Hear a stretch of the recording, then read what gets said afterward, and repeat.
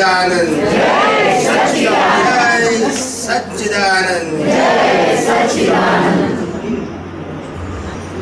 પણ કવિરાજે જેમ કીધું તેમ સ્થૂળ સંયોગો, સૂક્ષ્મ સંયોગો, વાણીના સંયોગો વર છે અને એ જ્ઞાન જો આપણા હૃદયમાં સંસ્થાપિત થઈ જાય તો આ જગતમાં નિર્દોષ જોવું ના પડે, નિર્દોષ જ દેખાય। સંભાવે નિકાલ કરવો ના પડે, થાય તે જ સંભાવે નિકાલ, કારણ કે નિકાલ એ દ્રષ્ટિનો વિષય છે, એ એક્શનનો વિષય નથી। શું કીધું? સંભાવે નિકાલ એ દ્રષ્ટિનો વિષય છે, એ એક્શનનો વિષય નથી। લોકોને ખ્યાલ ના આવે કે નિકાલ કરનારા આપણે નથી, સંભાવ રાખવું છે આપણને વિચાર છે। કેટલા વર્ષો પછી ખબર પડે કે નિકાલ અને સંભાવ બે શબ્દ કેવા છે? નિકાલ કોણ કરે? વ્યવસ્થિત શક્તિ। અને સંભાવ કોણ રાખે? આપણે। સમભાવે નિકાલ।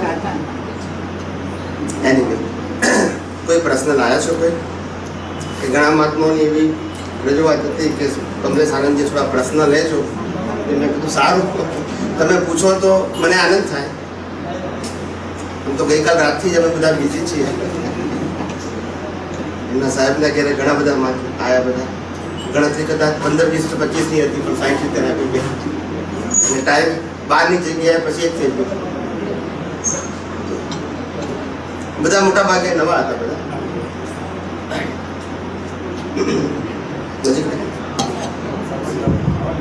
હા, કોઈને પૂછવું હોય તો કંઈ પૂછો, કઈ મને તો એ સંદર્ભમાં હું કંઈક વાત કરું।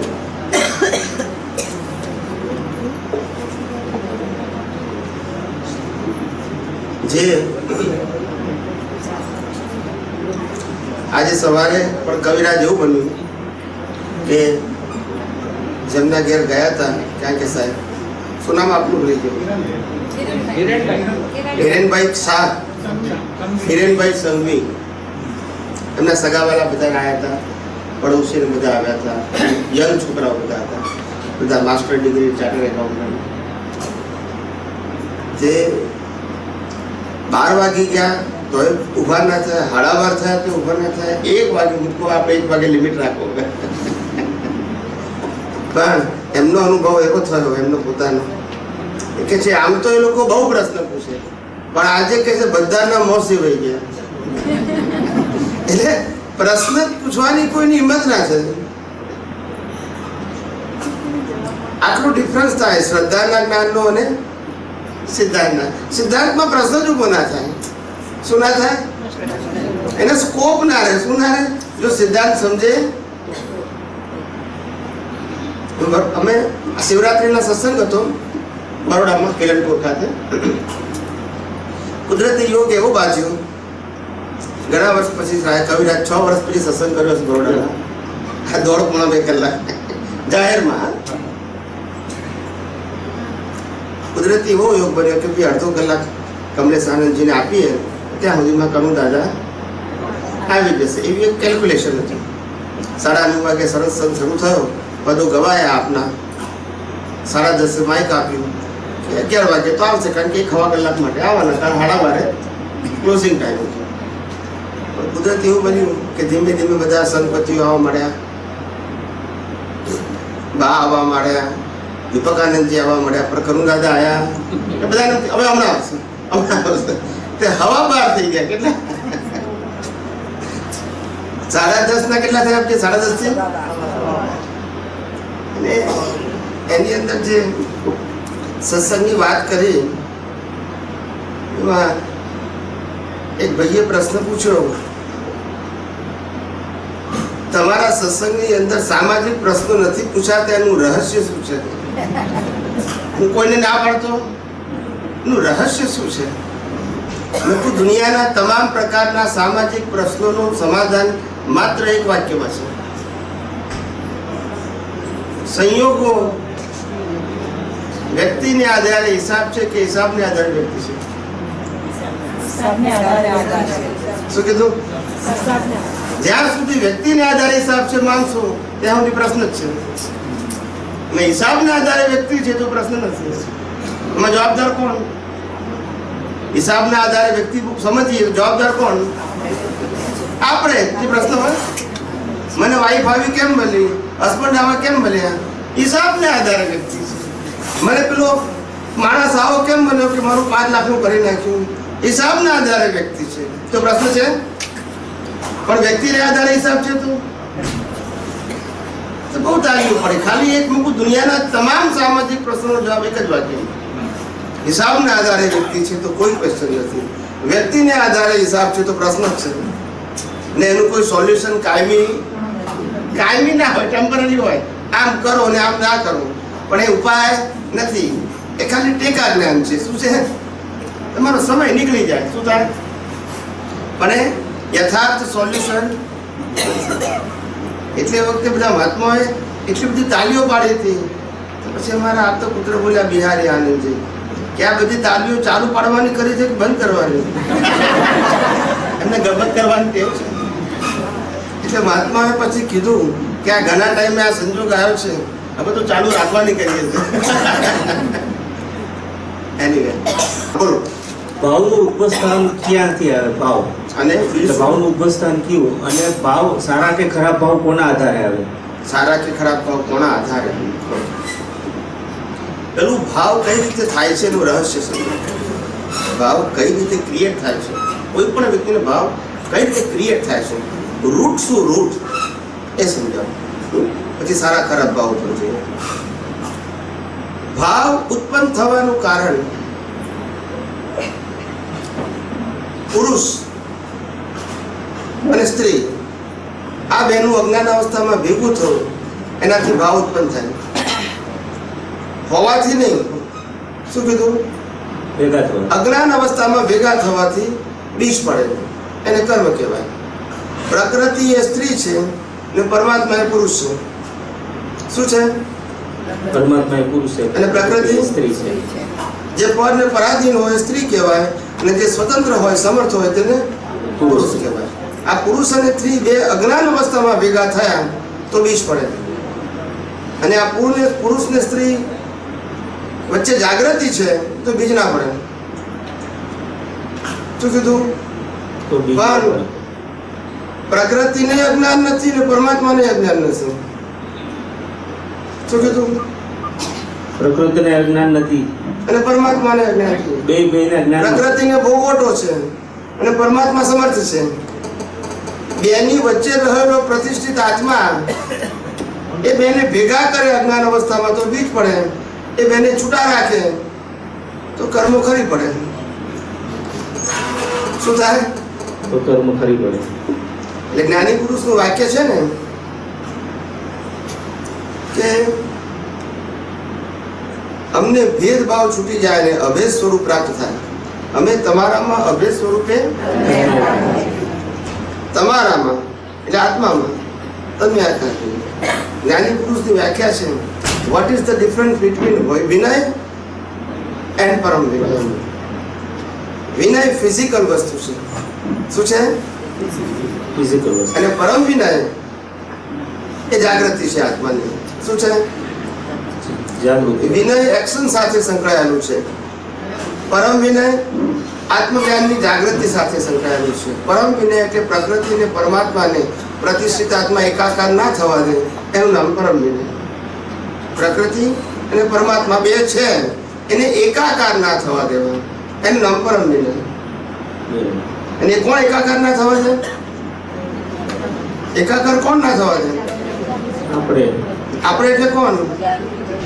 એટલે રિલેટિવ થી બોલો. દેવાનું. તો પ્રતિષ્ઠિત આત્મા. પ્રતિષ્ઠિત આત્મા પણ એ જ ને. પ્રતિષ્ઠિત આત્મા દેવાન તો પરિણામ વાળો ભાગ છે. એ પ્રતિષ્ઠિત આત્મા મનવાળો. પ્રતિષ્ઠિત આત્મા એ પુરુષાર્થ કરવા છે. આ બધાને બેઝિક વસ્તુની જે સમજણની ખામી છે યાદ છે. પ્રકૃતિ પ્રને પરાધીન છે, પરમાત્મા સંપૂર્ણ સમર્થ અને સ્વતંત્ર છે, અને પ્રતિષ્ઠિત આત્મા એ પુરુષાર્થ કરે છે. અજ્ઞાન અવસ્થામાં પ્રકૃતિને વધારવાનો પુરુષાર્થ કરે છે, જ્ઞાન અવસ્થામાં પ્રકૃતિને સમાપ્ત કરવાનો પુરુષાર્થ કરે છે. પણ પુરુષાર્થ કરનારો એક જ છે, પ્રતિષ્ઠિત આત્મા. પ્રજ્ઞા અને અજ્ઞાન દરેક વસ્તુનો કોન્સેપ્ટ સમજો. અજ્ઞાન એ સંસાર વધારવાનું કામ કરે, પ્રજ્ઞા સંસાર સમાપ્ત કરવાનું. પહેલા અજ્ઞા હતી એ પ્રજ્ઞા થઈ. શું થઈ? અજ્ઞા તો હજી છે જ ને. ના, હવે અજ્ઞા ડિસ્ચાર્જ સ્વરૂપે છે. હા પણ છે, પણ હજી તો એ વાંધા વચકા કરે જ છે ને. તો કાઢે તો ખરું જ ને. હા. એનો રોલ તો ભજવે ને. હા, તો ત્યાં પ્રજ્ઞા પાછી એને ચેતે છે તો બે જુદી વસ્તુ થઈ ગઈ ને. દ્રષ્ટિ બદલાઈ. દ્રષ્ટિ બદલાઈ. શું બદલાઈ?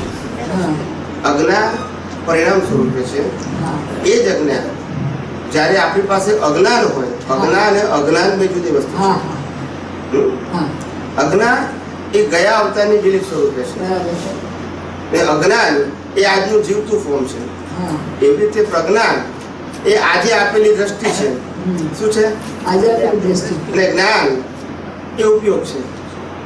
શું છે? જ્ઞાન ઉપયોગ છે. જ્ઞાન એ શબ્દ નથી. શું છે? ઉપયોગ. જ્ઞાની પુરુષે આપેલી દ્રષ્ટિનો ઉપયોગ એને જ્ઞાન કહેવાય. જ્ઞાન શુષ્ક ના હોય અને શુષ્ક જ્ઞાન હોય તો એ શબ્દ છે, એ ઇફેક્ટલેસ છે. એટલે જીવતા જ્ઞાનને જ્ઞાનીઓએ જ્ઞાન કહ્યું, બાકી શુષ્ક જ્ઞાન કીધું. શું કીધું? જે જ્ઞાન ઇફેક્ટલેસ હોય એ જ્ઞાનને જ્ઞાન નથી કહેવાતું. સમજાય છે? શુષ્ક એટલે અચેતન જ્ઞાન કહેવાય. શું કહેવાય? અચેતન, ક્રિયાકારી નહીં તેવું.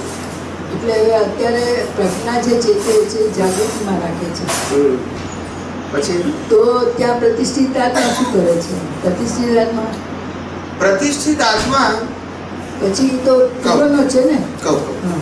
આ મન, બુદ્ધિ, ચિત્ત, અહંકાર, આ ચાર વસ્તુનું એક નામ પ્રતિષ્ઠિત હા આત્મા. બરાબર.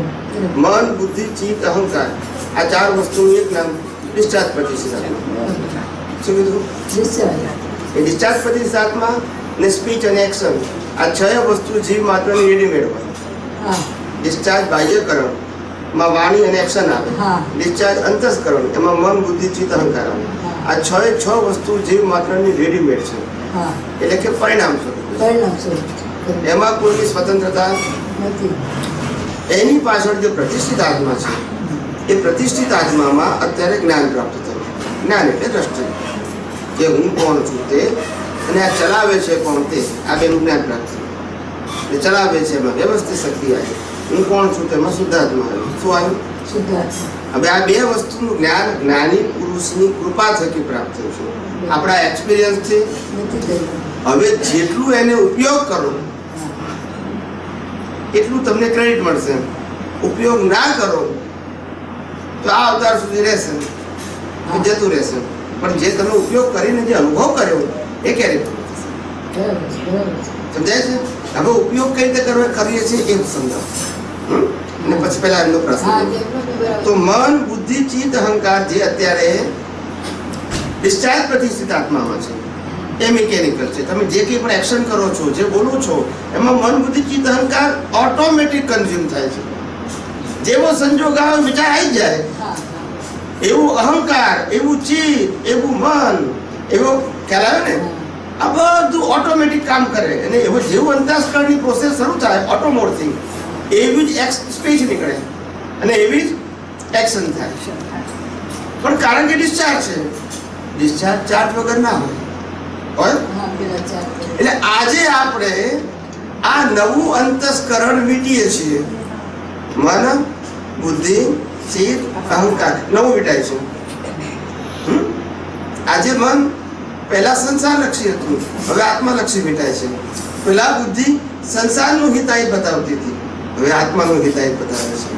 પહેલા અહંકાર કહેતો હતો આમાં સુખ છે, આમ કરવાથી જ સુખ છે. હવે કહે છે ના, સુખ તો મારો સ્વરૂપ છે, મારો સ્વભાવ છે. હવે ફોટા પડે છે ત્યારે શું પડે છે? આ ભૌતિક વસ્તુઓ નહીં.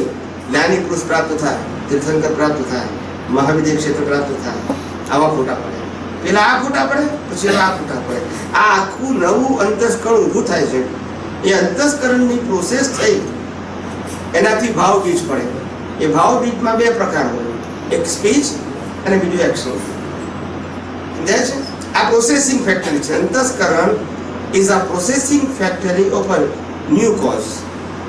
પ્રોસેસિંગ ફેક્ટરી એ અંતસ્કરણમાં પ્રોસેસ થઈ અને વાણી અને કાયાના બીજ પડે. આ આખું પેકેજ નેક્સ્ટ બર્થમાં પાછળ રેડીમેડ બને. પાછળ. આવી આખી પ્રક્રિયા ચાલે છે. સમજાયું? બરોબર સમજાય. સમજાયું ને? પણ એટલે અત્યારે જે કઈ ભાવ થાય એ પ્રતિષ્ઠિત આત્મા જ કરે. બીજા પાસે શક્તિ જ નથી. હા બરોબર છે, પણ એ સંજોગોના દબાણથી એ થાય ને, એવું થોડું કે આનાથી સંજોગોના દબાણથી એવું જો કહીએ તો જ્ઞાનની વેલ્યુ ના રહે. રામને બનવા જવું પડ્યું છે, એમ દબાણ ના આવ્યું ને આપણે ઘરમાંથી હવાર જમવાના મળે દબાણ આવી જાય. ના સમજાય. એ આપણી નબળાઈ છે કે સંજોગોની? આપણી સંજોગોની કઈ વાત કરીએ? સંજોગોનું દબાણ આવે બરાબર છે, એમાં આપણી કેપેસિટી નથી જ્ઞાનમાં રહેવાની. એમાં આપણી કેપેસિટી સમજાય છે? અજ્ઞાન અવસ્થામાં સંજોગોના દબાણથી થાય, પણ જ્ઞાન અવસ્થામાં દબાણ આવે પણ એ પોતે છૂટું પણ રહે. એ તમારી જ્ઞાનની જે કેપેસિટી છે, હા, હાલ એ જે વધે. Level of your experience and level of your confidence, આ બે વસ્તુ જેટલી વીક હોય એટલી સંજોગોની અસર વધારે થાય. અને લેવલ ઓફ યોર એક્સપિરિયન્સ અને લેવલ ઓફ યોર કોન્ફિડન્સ જેટલો હાઈ હોય એટલી ઇફેક્ટ ના વર્તાય. હિસાબ પૂરો થાય હા, હિસાબ પણ અસર ના થાય. હિસાબ થાય. કાલે આપણે એ જ વાત કરી ને, હા, બરાબર છે. કાલે કોન્ફિડન્સની તો વાત કરી કાલે. એટલે મારો કાલ સબ્જેક્ટ મેં આટલો જ હતો, માત્ર કોન્ફિડન્સ. સમજાય છે? સામર્થ્ય આપણું છે, આપણે ભૂલી ગયા છે. કેમ? લોકસંજ્ઞા. પહેલા બધી વાત કરી હા, લોકસંજ્ઞા. આપણે તો ફેરથી વાત નથી કરતા. હા, લોકસંજ્ઞા. લોકસંજ્ઞા. લોકસંજ્ઞા બહુ કામ કરે. લોકસંજ્ઞાથી માણસ નિર્બળ થઈ જાય. કેવો થઈ જાય? માણસ એટલે પ્રતિષ્ઠિત આત્માની વાત છે. એ નિર્બળ થઈ જાય અને પછી ભીખ અને ભય સંજ્ઞા ઊભી થઈ જાય. શું થઈ જાય? સંજ્ઞા ઊભી થાય, પછી ભાવ પડે. અને ભાવની અંદર પછી પ્રોસેસ થાય, તમારો આશય ઉમેરાય. ખ્યાલ આવ્યો? તમારી ભાવની તીવ્રતા ઉમેરાય. એવું મન, એવી બુદ્ધિ, એવું ચિત્ત, એવો અહંકાર મીટાય અને પછી સ્પીચ એક્શન ના બીજ પડે. આ આખી પ્રક્રિયા નેક્સ્ટ બર્થમાં શું આવે? હા. રેડીમેડ આવે. ભાવ અને આશય વિશે બરાબર સમજાવો. ભાવ અને આશય. હા. ભાવ શબ્દ તો કોમન છે. અજ્ઞાનીને ભાવ હોય, જ્ઞાનીને ભાવ હોય, પણ આશય મુજબ ભાવ થાય. શું થાય? ભાવ શબ્દ કોમન છે, જ્ઞાની અજ્ઞાની બે માટે. જ્ઞાનીઓ ભાવ કરે, અજ્ઞાનીએ ભાવ કરે. ભાવ બધા કરે છે. જેવો આશય એવો ભાવ કહેવાય. આશય એટલે શું છે? મોક્ષે જવું છે કે સંસારી સુખ જોઈએ છે, આ નક્કી કર પેલા. શું કીધું? તારે સનાતન સુખ જોઈએ છે કે કલ્પિત સુખ જોઈએ છે અથવા માન્યતાવાળું સુખ છે, એ પેલા ડિસાઈડ કર. હવે તારે જો સનાતન સુખ જોઈએ છે તો આ 5 ઇન્દ્રિયોથી જે અનુભવાય છે એમાં સુખ નથી, માત્ર બિલીફ છે. એને પાકું કરે. સુખ નથી, ખાલી બિલીફ છે.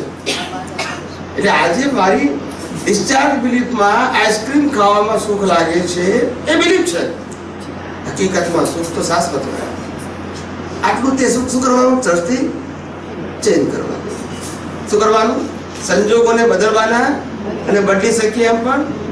શું બદલી શકીએ એમ છે? દ્રષ્ટિ. આપણો આટલું જ. આખું લાઈફ આ કરવાનું છે. ઘણા લોકોને એવું લાગે કે આપણે જાગૃતિ કેવી ને કેટલી રાખીએ અને કેટલી વાર રાખીએ. મને એમ થયું કે આ તમે પ્રશ્ન પૂછવાનો વાંક નથી હોતો, કારણ કે એને હવે જે રીતે સમજાય રીતે પૂછે. અને એ આ અજ્ઞાનની જે સહજ અવસ્થા છે, શેની? એવી જ્ઞાનની જો સહજ અવસ્થા થઈ જાય ત્યાં સુધી પુરુષાર્થ કરવાનો. એ આપણી શક્તિ છે, ખાલી ખુલ્લી કરવાની છે. પણ કેમ ખુલ્લી નથી થતી?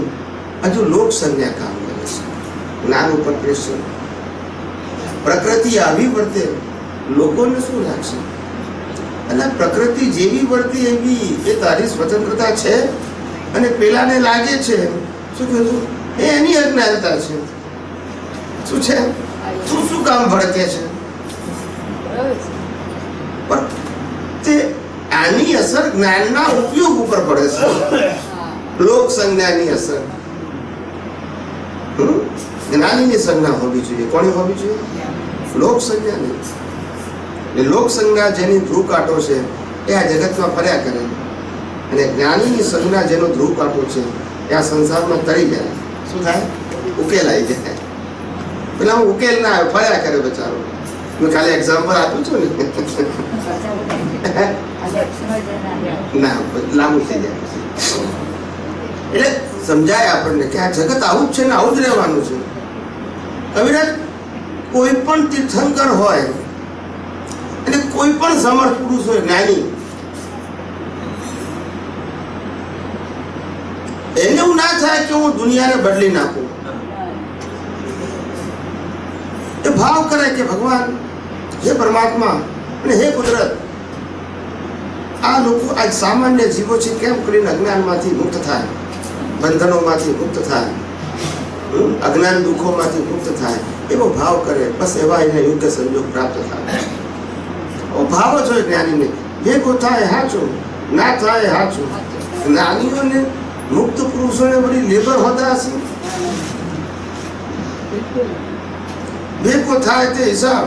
દાદા જ્ઞાનીની જો દ્રષ્ટિ કેવી છે, એમને કે ભાઈ આ દાદા ભગવાન સત્સંગ કરે ને અમદાવાદમાં, ત્યાં રમેશ પરીખને કહે, રમેશભાઈ કહે કે દાદા હવે તમે આવો છો, આપ આવો છો, પણ લોકોને યાદ કેવી રીતે થાય કે દાદા આપ જ્ઞાની પુરુષ છો અને આપનામાં આવી શક્તિ છે, એવું લોકોને કેવી જ ખબર પડે. એટલે આપણે જાહેરાત આપીએ તો દાદા કે એવું છે કે આ ચોખ્ખા ઘીની દુકાન વાળો હોય ને એને જાહેરાત ના આપવી પડે, દાંડા વાળાને આપવી પડે. ચોખ્ખા ઘીની દુકાન જો મુંબઈમાં ખરેખર એક હોય, એક જ, શું કીધું, તાત્કાલિક તો નહીં પણ 6 મહિને 12 મહિને લોકોએ મહેનત પડી જાય કે ચોખ્ખું ઘી એવું હોય તો ગેરંટી હોય તો અહીંયા મળશે. તો પેલો કલાક ડ્રાઈવ કરીને આવે, પહોંચી જાય. દુકાન વાળો જાહેરાત ના આપે પણ માઉથ પબ્લિશિંગ, શું કીધું, અને ખોટા હોય એનું માર્કેટિંગ કરવું પડે. શું કરવું પડે? એ લોકોમાં ઠસાવવું પડે કે આ સાચું છે.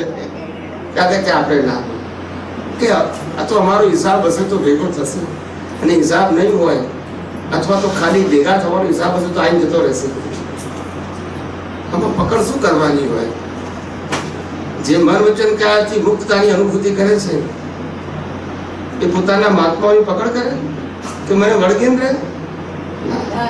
હું પણ મુક્ત છું ને તમે મુક્તતાની અનુભૂતિ કરો. જ્ઞાની પુરુષ જ્યારે આપણે શરણું આપે છે ને ત્યારે સરેન્ડર નથી કરતા.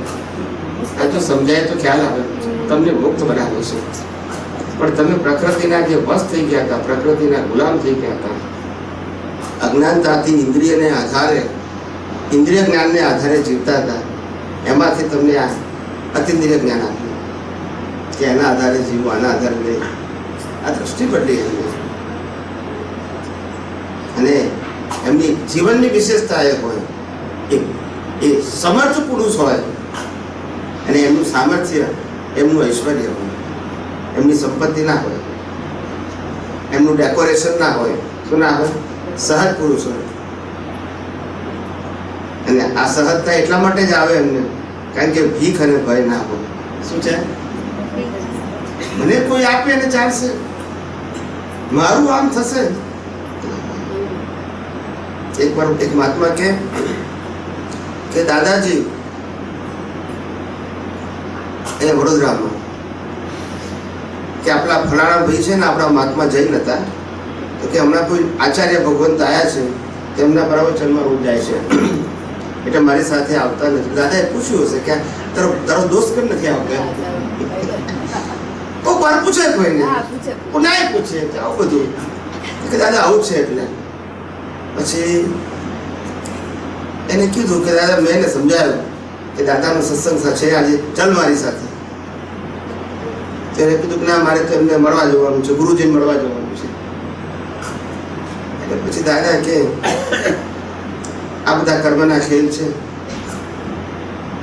આપણે તો ભાવ રાખો કે સન્માર્ગે જાય. શું કીધું? ગમે ત્યાં જાય, સન્માર્ગે જાય. એને પ્રગતિ જ્યાં લાગતી હોય ત્યાં જાય. શું કીધું? અમે આ સત્સંગ કરીએ છીએ તો કેટલાય લોકો આજે એવા છે દેશના ને વિદેશના, હજુ તો હું ગયો નથી કેટલા વર્ષોથી. અમારે તમારી સાથે ફરવું છે. તો મારે ઘર નથી અને ભોજનશાળા નથી. શું કહ્યું તું? સમજાય છે મારી વાત? સત્સંગમાં આવું આપણે શું કીધું, બાકી સંજોગોને આજે થોડા એક તો પ્લાન લઈને આવ્યા હતા ગાંધીનગર માટે. સ્વામીજી આપણે આવું કરીએ. મેં પૂરા રહેવા દો, અમારે ગયા પછી જે કરવું એ કરજો, અમારે આ ધંધો નથી કરવો. અમે લોકોને ભાવ થાય. મેં કીધું કે આ અમને ના વળગો, જ્ઞાનને વળગો. કોને વળગો? જ્ઞાન એ અમારા માટે સેન્ટર પોઈન્ટ છે ને તમારા માટે જ્ઞાનીઓ જ્ઞાનના વાહક હોય, અનુભવ જ્ઞાનના વાહક હોય. એ ઓનર ના હોય. શું ના હોય? માલિક ના. જ્ઞાન કોઈની માલિકીનું હોય જ નહીં. તીર્થંકરો ના કે ત્યાં અમારી માલિકીનું છે, કોઈ દિવસ ના બોલે. જ્ઞાનની કોઈ માલિકી હોય? શબ્દ જ્ઞાન તો માધ્યમ છે, અનુભવને વ્યક્ત કરવાનું માધ્યમ છે. શું છે? પણ શબ્દને પકડવાના નથી. શું નથી પકડવાનું? માટે તો જ્ઞાનીઓએ કીધું જ્ઞાન આગમમાં નથી, જ્ઞાન ગીતામાં નથી, જ્ઞાન વેદાંતમાં નથી, જ્ઞાન જ્ઞાનીના હૃદયમાં. એટલે અનુભવ એને વ્યક્ત કરે છે. પણ અનુભવ છે એને વ્યક્ત કરે છે તો કિંમત છે, નોલેજ વ્યક્ત કરે તો કિંમત નથી. એ શુભાશુભ જ્ઞાન કહેવાય. શું કહેવાય? નોલેજ હોય તો શુભાશુભ જ્ઞાન કહેવાય. આજે એક ભાઈએ પૂછ્યું ને કે આ તમે બધી વાતો કરી, વાતો અમને સમજણ પડી, અમને એવું લાગ્યું કે આ વાતોની અંદર કંઈક તથ્ય જેવું છે, પણ આ બધી વાતો અમે સાંભળી નથી. શું કીધું? સાંભળી નથી. અમે એને પડકારી શકતા નથી, ઓપોઝ નથી કરી શકતા, પરંતુ સ્વીકાર કરવામાં વાર લાગે છે. શું છે? તને મેં કીધું ભાઈ, અનાદિકાળથી તમે પ્રાપ્ત કરેલું અજ્ઞાન રૂપી જ્ઞાન ને શ્રદ્ધાથી સેવી હોય. શેનાથી સેવી હોય? એકદમ તો જાય નહીં ને. આપણે પંપાળીને મોટું કર્યું હોય તો કેમનું જાય? આપણે જ કર્યું છે કે બીજા કોઈએ કર્યું છે? પણ એકદમ તો એને અજ્ઞાન છે એવું સ્વીકારવાનું થાય તો બુદ્ધિ અહંકાર બધા લાગી જાય કામે. કે આવું તો હતું હશે, આવું તો હતું હશે કે અંદર કે ત્યારે જ્ઞાની કે છે આ તો બધા બળાપો કરે. જ્યારે નાદારીનો ધાણી આવે, જ્યારે એની વેલ્યુ ના રહે ત્યારે શું થાય? બળાપો તો કરે કે નહીં? આપણે સમજવાનું કે ભાઈ નાદારી વધારે છે એટલે એનું જોડ તો કરી જાય ને. ખ્યાલ આવ્યું? આપણે કોઈ પાસે પૈસા માગતા હોય અને રોજ ઉઘરાણી કરીએ, 5,000 રૂપિયા માગતા હોય, રોજ ઉઘરાણી કરીએ, એક દિવસ કંટાળે લે તારા 5,000 રૂપિયા. સમજે કે આ છોડશે એટલે પરાણે આપે. એમ આપણે આ બુદ્ધિ ને અહંકાર એની વેલ્યુ ના કરીએ ને એટલે છંછેડાય. શું થાય? એનું જોર વધારે કરે. કારણ કે પોસેલા આપણે જ છે, પાળેલા અને પોસેલા એ જોર તો કરે. કારણ કે વિસર્જનની તૈયારીઓ. શેની તૈયારીઓ? ચાલશે એટલે અંદર હાલી જાય. શું થાય? આ જોવાનું આપણે. આ અંદરનું રહસ્ય છે ને, આ સવારે વાત કરી ને, આ જીવતી સિરિયલ જોવાની જે મજા આવે ને એ પેલી ના આવે. જીવતી સિરિયલ આજે વાત કરી ત્યાં આગળ મોટા ભાગના બધા મેજોરિટી જૈનો હતા. બધા એનું બધું આપણું જે જીવન છે ને, જેને આપણે જીવન માનીએ છીએ, જીવન શું છે એ જ ખબર નથી આપણને. પછી જીવનનો શું ધ્યેય હોવો જોઈએ એ કેવી રીતે ખબર પડે? જીવન શું છે જ ખબર નથી. આપણે મરણને જીવન માનીએ છીએ. શ્વાસને આધારે ચાલતા મન વચન કાયાથી જીવાતું જીવન એ જીવન નથી, પણ સમય ખલાસ થતું મરણની પ્રક્રિયા છે. સમય કેવું ખલાસ થતી મરણની પ્રક્રિયા છે. એને જ્ઞાનીઓએ જીવન કીધું. જીવન એને કહેવાય કે જ્યાં આપણે જીવતા હોઈએ. જીવન એને ના કહેવાય કે જ્યાં આપણે મરી રહેલા હોઈએ. એટલે પહેલા જીવન શું છે એ સમજો. આ વર્તમાન જીવન એ શું છે? તો કે સ્ક્રિપ્ટ તૈયાર થઈ ગઈ છે જન્મ્યા પહેલા. ક્યારે સ્ક્રિપ્ટ તૈયાર થઈ ગઈ છે, એમાં ખાલી આપણે પ્લે કરીએ છીએ. આપણે એટલે આ મનોવચન કાયા ખાલી પ્લે કરે છે. એ પ્લે કરવાની અંદર થોટ, સ્પીચ અને એક્શનની ફ્રીડમ નથી. સ્ક્રિપ્ચર પ્રમાણે જ વિચાર આવે, સ્ક્રિપ્ચર પ્રમાણે જ બોલવાનું, અને વર્તવાનું પણ સ્ક્રિપ્ટ પ્રમાણે જ તમે કરી શકો, બીજું કરી શકો. હવે એને જીવન કહેવાય? જીવન ત્યાં છે જ્યાં આપણી સ્વતંત્રતા છે. એટલે ત્યાં ભાવ સત્તા, ત્યાં આપણી સ્વતંત્રતા છે. અને એ ભાવ સત્તામાં આપણે નવી સ્ક્રિપ્ટ લખી રહ્યા છીએ. ત્યાં જીવન છે. પણ એ સમજાતું પેલામાં સમજાય છે કે એક્ઝામ આપીએ ને તે જ જીવન છે, રિઝલ્ટમાં નહીં. અહીંયા સમજાતું, અહીંયા રિઝલ્ટને લાઈફ માનીએ છીએ, એક્ઝામને નહીં. કવિરાજ, પરીક્ષા આપીએ પછી રિઝલ્ટ લેવા જઈએ તો આપણે મહત્વ રિઝલ્ટનું આપીએ કે એક્ઝામનું? સમજાય છે? અને અહીંયા શું આપીએ છીએ? રિઝલ્ટને મહત્વ આપીએ. મનોવચન કાયા શું છે? મનોવચન કાયાથી જીવાતી અવસ્થાઓ એ શું છે? એને મહત્વ કહીએ છીએ. એને શું કહેવાય? અજ્ઞાનતા. શું કહેવાય? એક્ઝામનું મહત્વ છે. એક્ઝામ એટલે તમે નવી સ્ક્રિપ્ટ લખો છો, તે એ કેવી હોવી જોઈએ? તમારા આજના આશય પ્રમાણે હોય, તમારા આજના જ્ઞાન પ્રમાણે હોય, તમારી આજની સમજ પ્રમાણે હોય. એ જીવન છે, એ જીવન છે.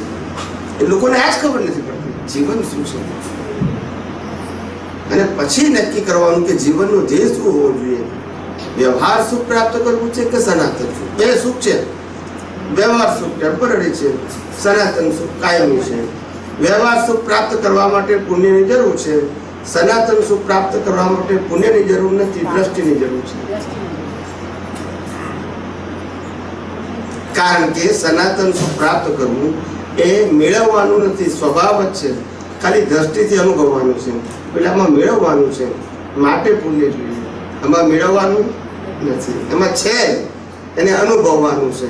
એના માટે શું જોઈએ? દ્રષ્ટિ છે.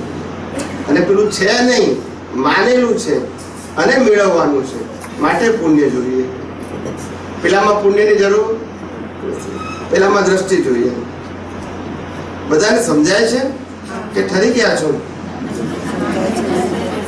મને એવું લાગે થોડું હસાવવાની જરૂર છે. હળવા થાવ ને બહુ ગમે મને. આપણે બાળક જ રહેવા જેવું છે. માર ખાવું હોય તો જ મોટા થવું. શું કીધું? ઉંમરથી ભલે મોટા થઈએ પણ સ્વભાવથી બાળક જેવા રહેવું. શું કીધું? તો ઓછો માર ખાવો પડે, મોટા થઈએ તો વધારે ખાવો પડે. બોલો. સ્વામીજી, એક વ્યક્તિ છે જે દુર્ગુણોથી ભરેલો છે, એનું જીવન ખોટા કામોથી જ ભરપૂર છે. એને એક સંત પુરુષનો યોગ થાય છે, એનો સત્સંગ કરે છે, અને એનું આખું જીવન બદલાઈ જાય છે. અને એના જીવનમાં ગુણો અને ગુણો છે. તો આને શું સમજવું?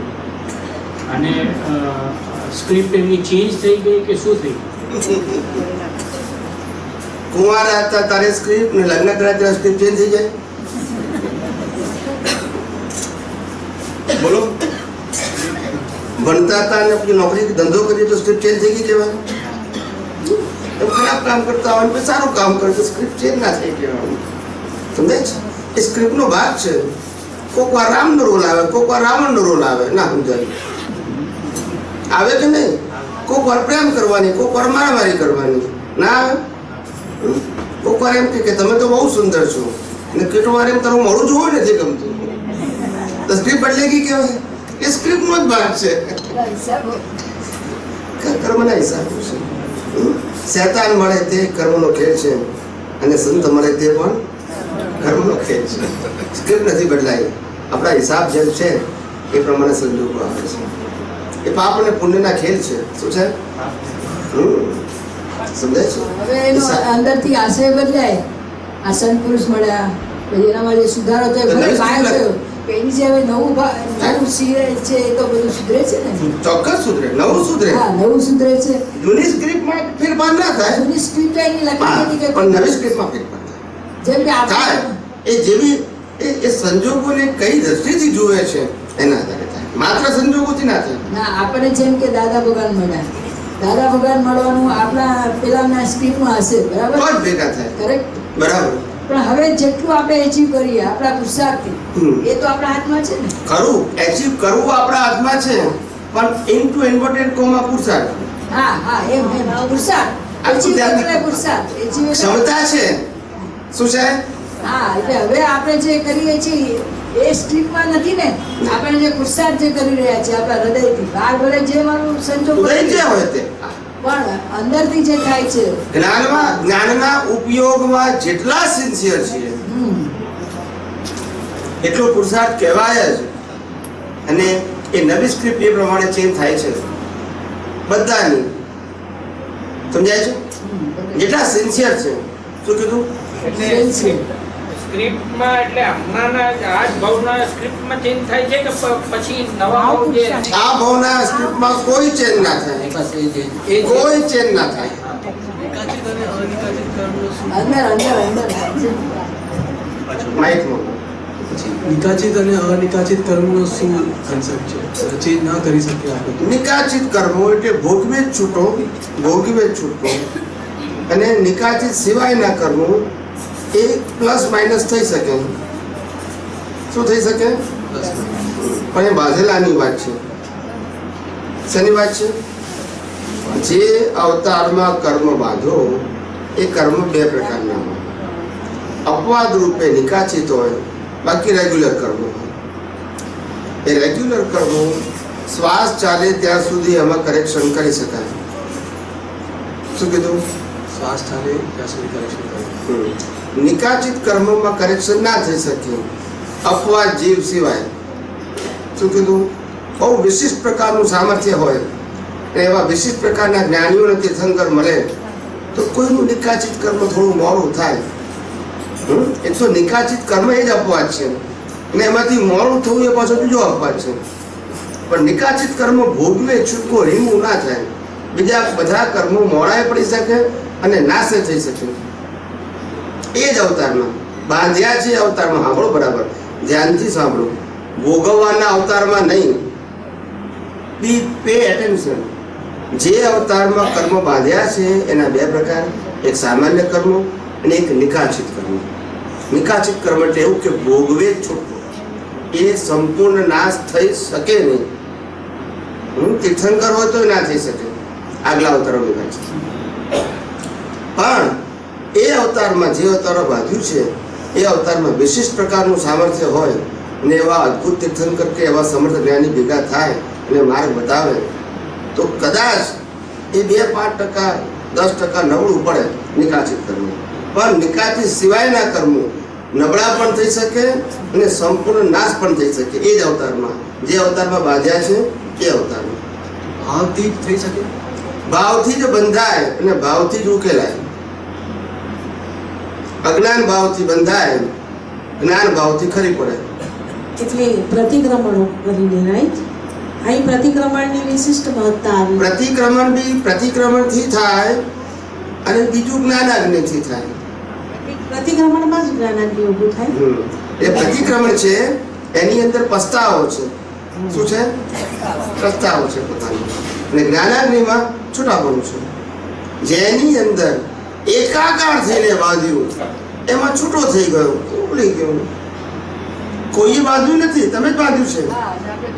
ભેગા થઈને છૂટા થાવ તો આધાર તમે આપ્યો તો આમાં શું છે? કઈ લો કમલેશાનંદજી, આપને આ વાત હમણાં સાંભળી આપના મુખે, એટલે દાદાની વાણીમાં એક લખેલું, એક વાંચ્યું હતું, એને હું ઉલ્લેખ કરું છું. દાદાજીએ એ વખતે એવું લખ્યું છે, જેને વાંચ્યું છે, કે જો આપનામાં ખરો પસ્તાવો હોય, સંનિષ્ઠતા હોય અને આપ સાચા હૃદય, આખું અંતસ્કરણ સાચા હૃદયથી તપતું લઈને અમારી પાસે આવો જી જી જી. તો અમે તમારા નિકાચિત કર્મોને પણ બાળી શકીએ એમ છીએ. પણ આ એ કાળમાં દાદા ભગવાને લખ્યું ના છે. લખ્યું છે, પણ આપણા બધા ચોળિયા જીવો છે ને એવા કર્મો બાંધતા જ નથી. હા, અને નિકાચિત સમર્થ કર્મો પુરુષોની વાત છે. ના, એટલે સમર્થતા કર્મે ને ધર્મે સુરા છે ને હા. એ લોકો નિકાચિત ના, બાંધે. એટલે દાદાજીની આ વાત છે. હોય? અમે મેં વાત કરી ને કે તીર્થંકરોને જ્ઞાની સમર્થ મળે. એટલે દાદાજીએ આ વાત લખી છે કે અમે તમારા નિકાચિત કર્મો પણ બાળી શકીએ એમ છે, પણ સંનિષ્ઠતા આપની હોવી જોઈએ. એટલે આ અવતારમાં બંધાયેલા હોય તે મોડા થઈ શકે. આ અવતારમાં બંધાયેલા કે જ્ઞાની પુરુષની હાજરી હોય, એમનું સામર્થ્ય હોય, એમનું બળ હોય અને આપણી નિષ્ઠા હોય તો શક્ય છે. એટલે આ કુદરતનો કાનૂન જ એવો છે. નિકાચિત કર્મ એટલે કેવા તીવ્ર ભાવથી કરેલા, કેવા અતિ રાગ, અતિ દ્વેષ. આપણી નિષ્ઠા એટલે શું? નિષ્ઠા, આપણી નિષ્ઠા. નિષ્ઠા એટલે દાનત. હા, શું કીધું? દાનત. દાનત છૂટવાની છે તો આ જગતમાં કોઈ બાંધનાર નથી, અને દાનત બંધાવવાની છે તો ભગવાને છોડાઈ ના શકે. આપણી દાનત ખોરી છે. શું છે? આપણી સિન્સિયરિટી તીર્થંકર મળે તોય નથી આપણી પાસે, નહીંતર અહીંયા હોત નહીં આપણે. દાનત આપણી ખોરી છે. હજુ આજે આ તો હું તમને કહીશ તો તમને અતિશયોક્તિ લાગશે. હજુ દેહાધ્યાસ છે ને એ આપણને ઓળખાયો જ નથી. બરાબર છે, સાચી વાત છે. સાવ સાચી વાત. જવાની વાત તો જવાની, ઓળખાવો જોઈએ પહેલા. ઓળખાયા વગર જાય કેમ તો? આ તો શ્રીમદ રાજચંદ્ર લખ્યું, છૂટે દેહાધ્યાસ તો નહીં કરતા તું કર્મ. એ એમને લખ્યું હતું, એ તો જાગ્રત પુરુષ હતા. પણ આપણને દેહાધ્યાસ સમજાવવો જોઈએ ને પહેલા. આખી ડેફિનેશન થોડી છે કે ગોખી નાખીને આપણને ખબર પડે કે હા તો આ બધા અનુભવ પ્રયોગો છે. એના પ્રયોગ હોય. આપણે મહાત્માઓને એક્સપેરિમેન્ટ હોવા જોઈએ તો એક્સપેરિમેન્ટ થાય. આ માત્ર ગોખવાની, વાંચવાની કે સાંભળવાની વાતો નથી, પ્રયોગો હોય. દાદા ભગવાનના બહુ પ્રયોગો થાય. એમને પોતે કીધું અમારું આખી રાતો ને રાતો આ પ્રયોગ માટે છે, ત્યારે વાણી ફ્રેશ નીકળે છે. આ બધું આપણે સાંભળ્યું ખરું, પણ આપણને ખબર ના પડી કે આ એક્સપેરિમેન્ટ શું ચીજ છે. દાદા એક એક વસ્તુના એમનું જે વિઝન હતું ને એ પ્રયોગ રૂપે હતું. એ પ્રયોગના ફળ શું છે એ જોતા હતા, પણ આપણને ખબર ના પડી. એ બોલ્યા બી ખરા, આપણે એને પકડી શક્યા. સમજાય છે કે વિજ્ઞાનની અંદર કરતાપણું ના હોય, આ કરવું ના કરવું ના હોય, એક્સપેરિમેન્ટ.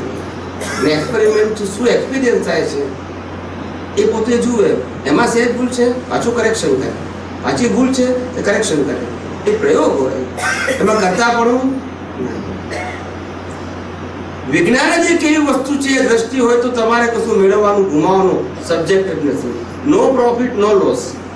સાયન્સમાં પ્રોફિટ લોસ ના હોય. સાયન્સ એટલે એક્ઝેક્ટનેસ. શું કીધું? જેમ છે તેમ. હું આત્મા છું ને પ્રકૃતિ નથી તો નથી. પ્રકૃતિ છે પણ હું નથી. શું કીધું? પ્રકૃતિ છે પણ એ હું નથી. બે ભેગા ના હોઈ શકીએ. શું ના હોઈ શકીએ? ચેતન ને જળ ભેગા થાય જ નહીં કોઈ દિવસ. જુદા હતા, જુદા છે અને જુદા રહેવાના. ફક્ત આપણે અનુભવવાના છે, પાડવાના નથી. સમજાય છે? એટલે દાદાએ શબ્દ આપ્યો આપણને બધાને. કયો શબ્દ આપ્યો? વિતરાગના સમયનો શબ્દ ટંકોત્કીર્ણ. એ વિતરાગના સમયનો શબ્દ છે દાદા. ટંકોત્કીર્ણ. પાણી અને તેલ બંને કેવા? એ ના આમ દેખાય ભેગા. પાણી ઉપર તમે તેલ નાખો તો આમ લાગે ખરું, પણ એક કાકા થાય નહીં. બંનેના ગુણધર્મો જ જુદા છે. આ તો શું લાગ્યો છે? બંને વિનાશી વસ્તુઓ છે, પણ એટલે સમજાવવા માટે. એવી રીતે આત્મા અને દેહ બંને જુદા છે. આ ચેતન આત્મા, પ્રકૃતિ જળ. સામાન્ય જીવન પ્રકૃતિ શું છે ને, અને પ્રકૃતિ બંધાય છે કઈ રીતે એ જ ખબર નથી. જ્ઞાની પુરુષે પ્રકૃતિનો શબ્દ બે રીતે વાપર્યો. એક પરિણામ રૂપે પ્રકૃતિ અને એક બંધાયેલી છે તે પ્રકૃતિ. હવે આ વસ્તુને સમજવામાં ગડબડ થઈ ગઈ. કેટલીક વાર પુરુષાર્થ રૂપે દાદાએ પ્રકૃતિ શબ્દનો પ્રયોગ કર્યો, અને કેટલીક વાર પરિણામ રૂપે પ્રકૃતિ શબ્દનો પ્રયોગ કર્યો. ને આની અંદર લાઈન ઓફ ડિમાર્કેશન આપણી દ્રષ્ટિમાં હોવી જોઈએ કે આ પરિણામવાળા ભાગની પ્રકૃતિની વાત કરે છે કે પુરુષાર્થ. એ ના સમજાયું એટલે ગોટાળો થઈ ગયો. એ બોલ્યા ને એમાં ગોટાળો થઈ ગયો. પ્રકૃતિ તમારી પર ને પરાધીન છે. બીજી બાજુ કે છે આવા ભાવ કરો તો તમારી નવી પ્રકૃતિ બંધાશે. સમજાવવું જોઈએ આપણને કે આ ભાવ એ પ્રકૃતિ નવું સર્જન કરે છે અને પેલી વિસર્જન કરે છે. વિસર્જનની અંદર કશું કરી શકીએ, સર્જનમાં કરી શકીએ. હે ડિસ્ચાર્જ. આ લાઈન ઓફ ડિમાર્કેશન હોવી જ જોઈએ. ને ઘણા બધા બુદ્ધિશાળી છોકરાઓને સવારે બી થઈ તો આપણે કશું જ ના કરી શકીએ. હું કે છે કાલ નોકરી કરવા ના જવું, ઓફિસ ના જવું, તો મેં કીધું આ અહંકાર છે તારે. જવું એ તારી સત્તા ક્યાં છે? ફરજિયાત હોય એમાં ઓપ્શન હોય. જે વસ્તુ ફરજિયાત હોય એમાં ઓપ્શન હોય. આપણે માની બેઠા છે શ્વાસ લેવાની સ્વતંત્ર શક્તિ નથી, તો ડિસિઝન લેનારો કોણ બેઠું કે કરવું છે કે નથી કરવું? સત્તા ક્યાં છે તારી પાસે? આ તો ખાલી મારી બેઠો છો અહંકારને કારણે કે હું કરી શકું છું. આપણે વાત નથી કરી ભમરડાની. ભમરડાની વાત કરી હતી ને. ભમરડો હોય ને એના ઉપર ઝાડ વીટીએ આપણે, વીટ્યા પછી ભમરડો શું કરીએ? જમીન ઉપર ફેરવીએ. આપણી હાથમાં શું હોય અને ભમેડો? તે ભમેડો શું કે છે?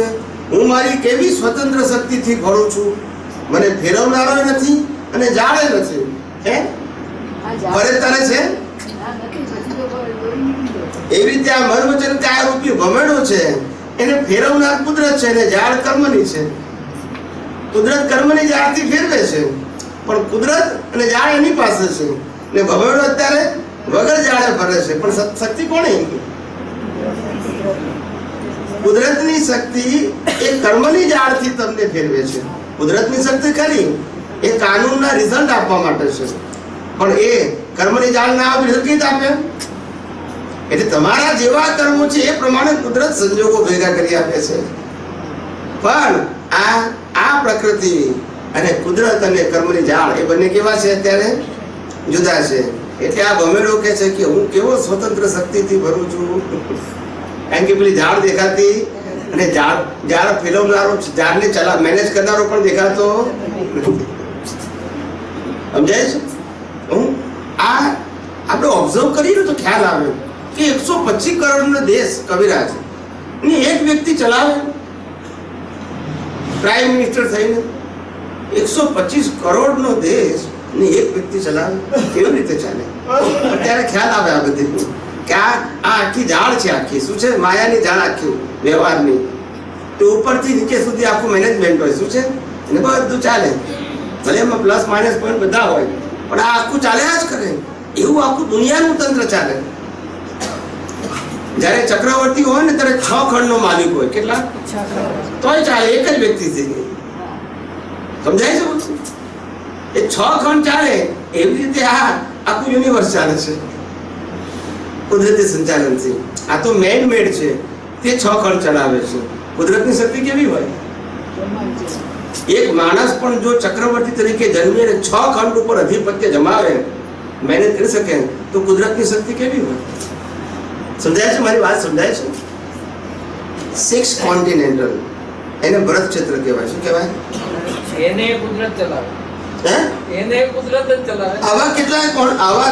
આવું એક ભરત ક્ષેત્ર નહીં, આવા તો 15 ભૂમિ છે. એ બધા ને અને એનાથી બિયોન્ડ એ કુદરત છે. એને તો આ સૂર્ય, ચંદ્ર, તારા, ગ્રહો, નક્ષત્રો, આ ભરતી ઓટ, તેજી મંદી, દરેક જીવોના જીવન, આ બધું આ ઓટો મોડ છે, પણ ચલાવે છે. એટલે કોઈ એવી શક્તિ નથી કે જે ચેતન શક્તિ હોય. નહીં, આ જળ શક્તિ છે. આ તો સારું થયું કે આ કોમ્પ્યુટર ઉપરથી આપણને આપણું જ્ઞાન ખુલ્લું થયું.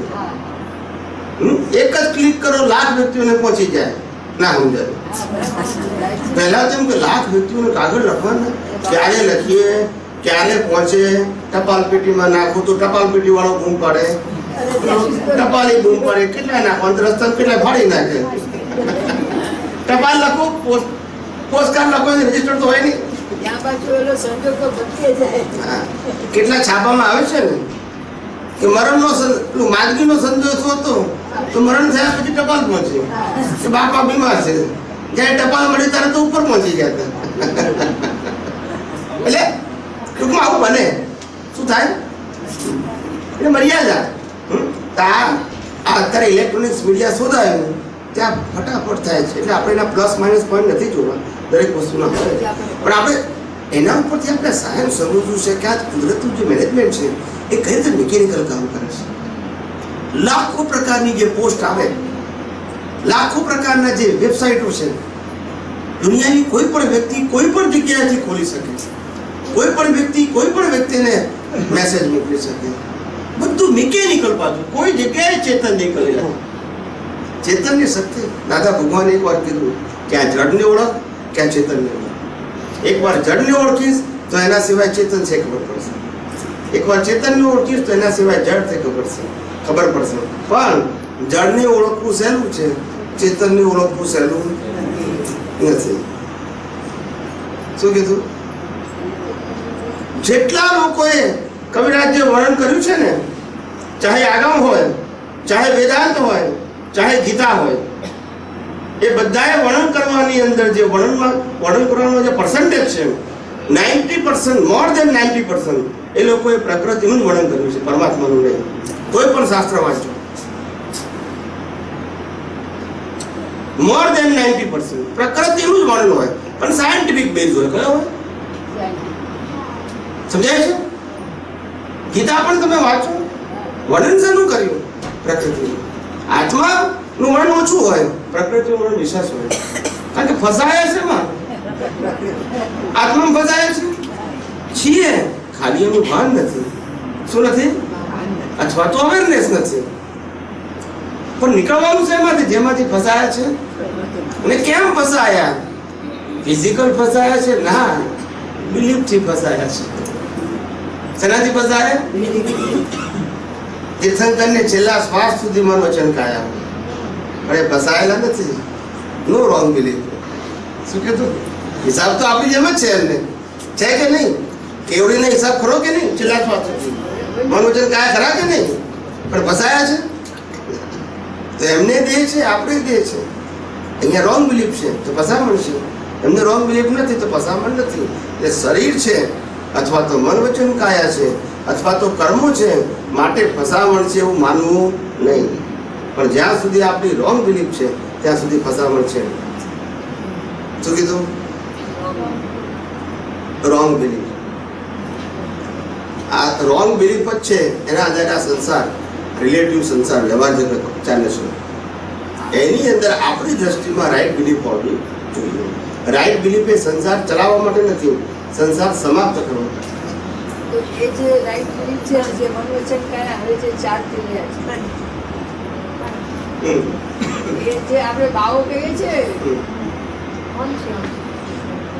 ભાવો શબ્દ વાપરીએ છીએ. હવે જ્ઞાની ભાવો, જય તો આપણે જે ચાર હવે જે મન વચન કાયા આપણા જ્ઞાનથી ચાર થઈ રહ્યા છે, એને આપણે ભાવો કહી શકીએ કે આ બે ભાવ એમ કે ડિસ્ચાર્જ ભાવો ને બંને અલગ છે.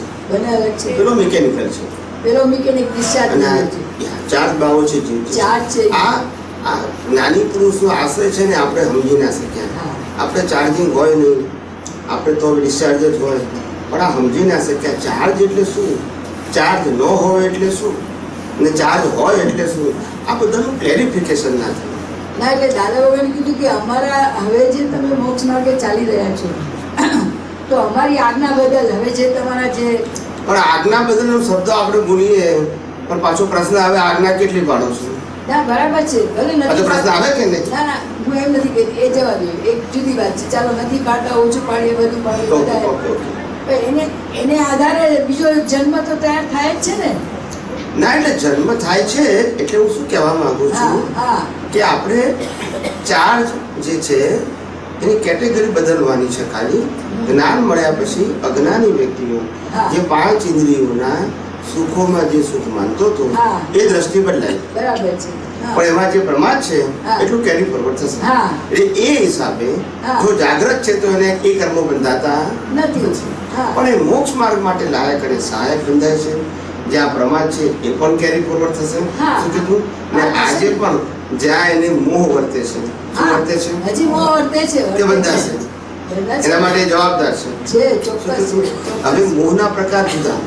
ઘણી વખત કેવું હોય, આ 5 ઇન્દ્રિયોના જે વિષયો છે એમાં મોહ ના હોય, પણ માનનો મોહ હોય, હા. સ્ટેટસનો મોહ હોય. હોય સમજાય છે? હોય એટલે શ્રીમદ રાજચંદ્રએ લખ્યું, જો માન ન હોત તો અહીંયા જ મોક્ષ હોત.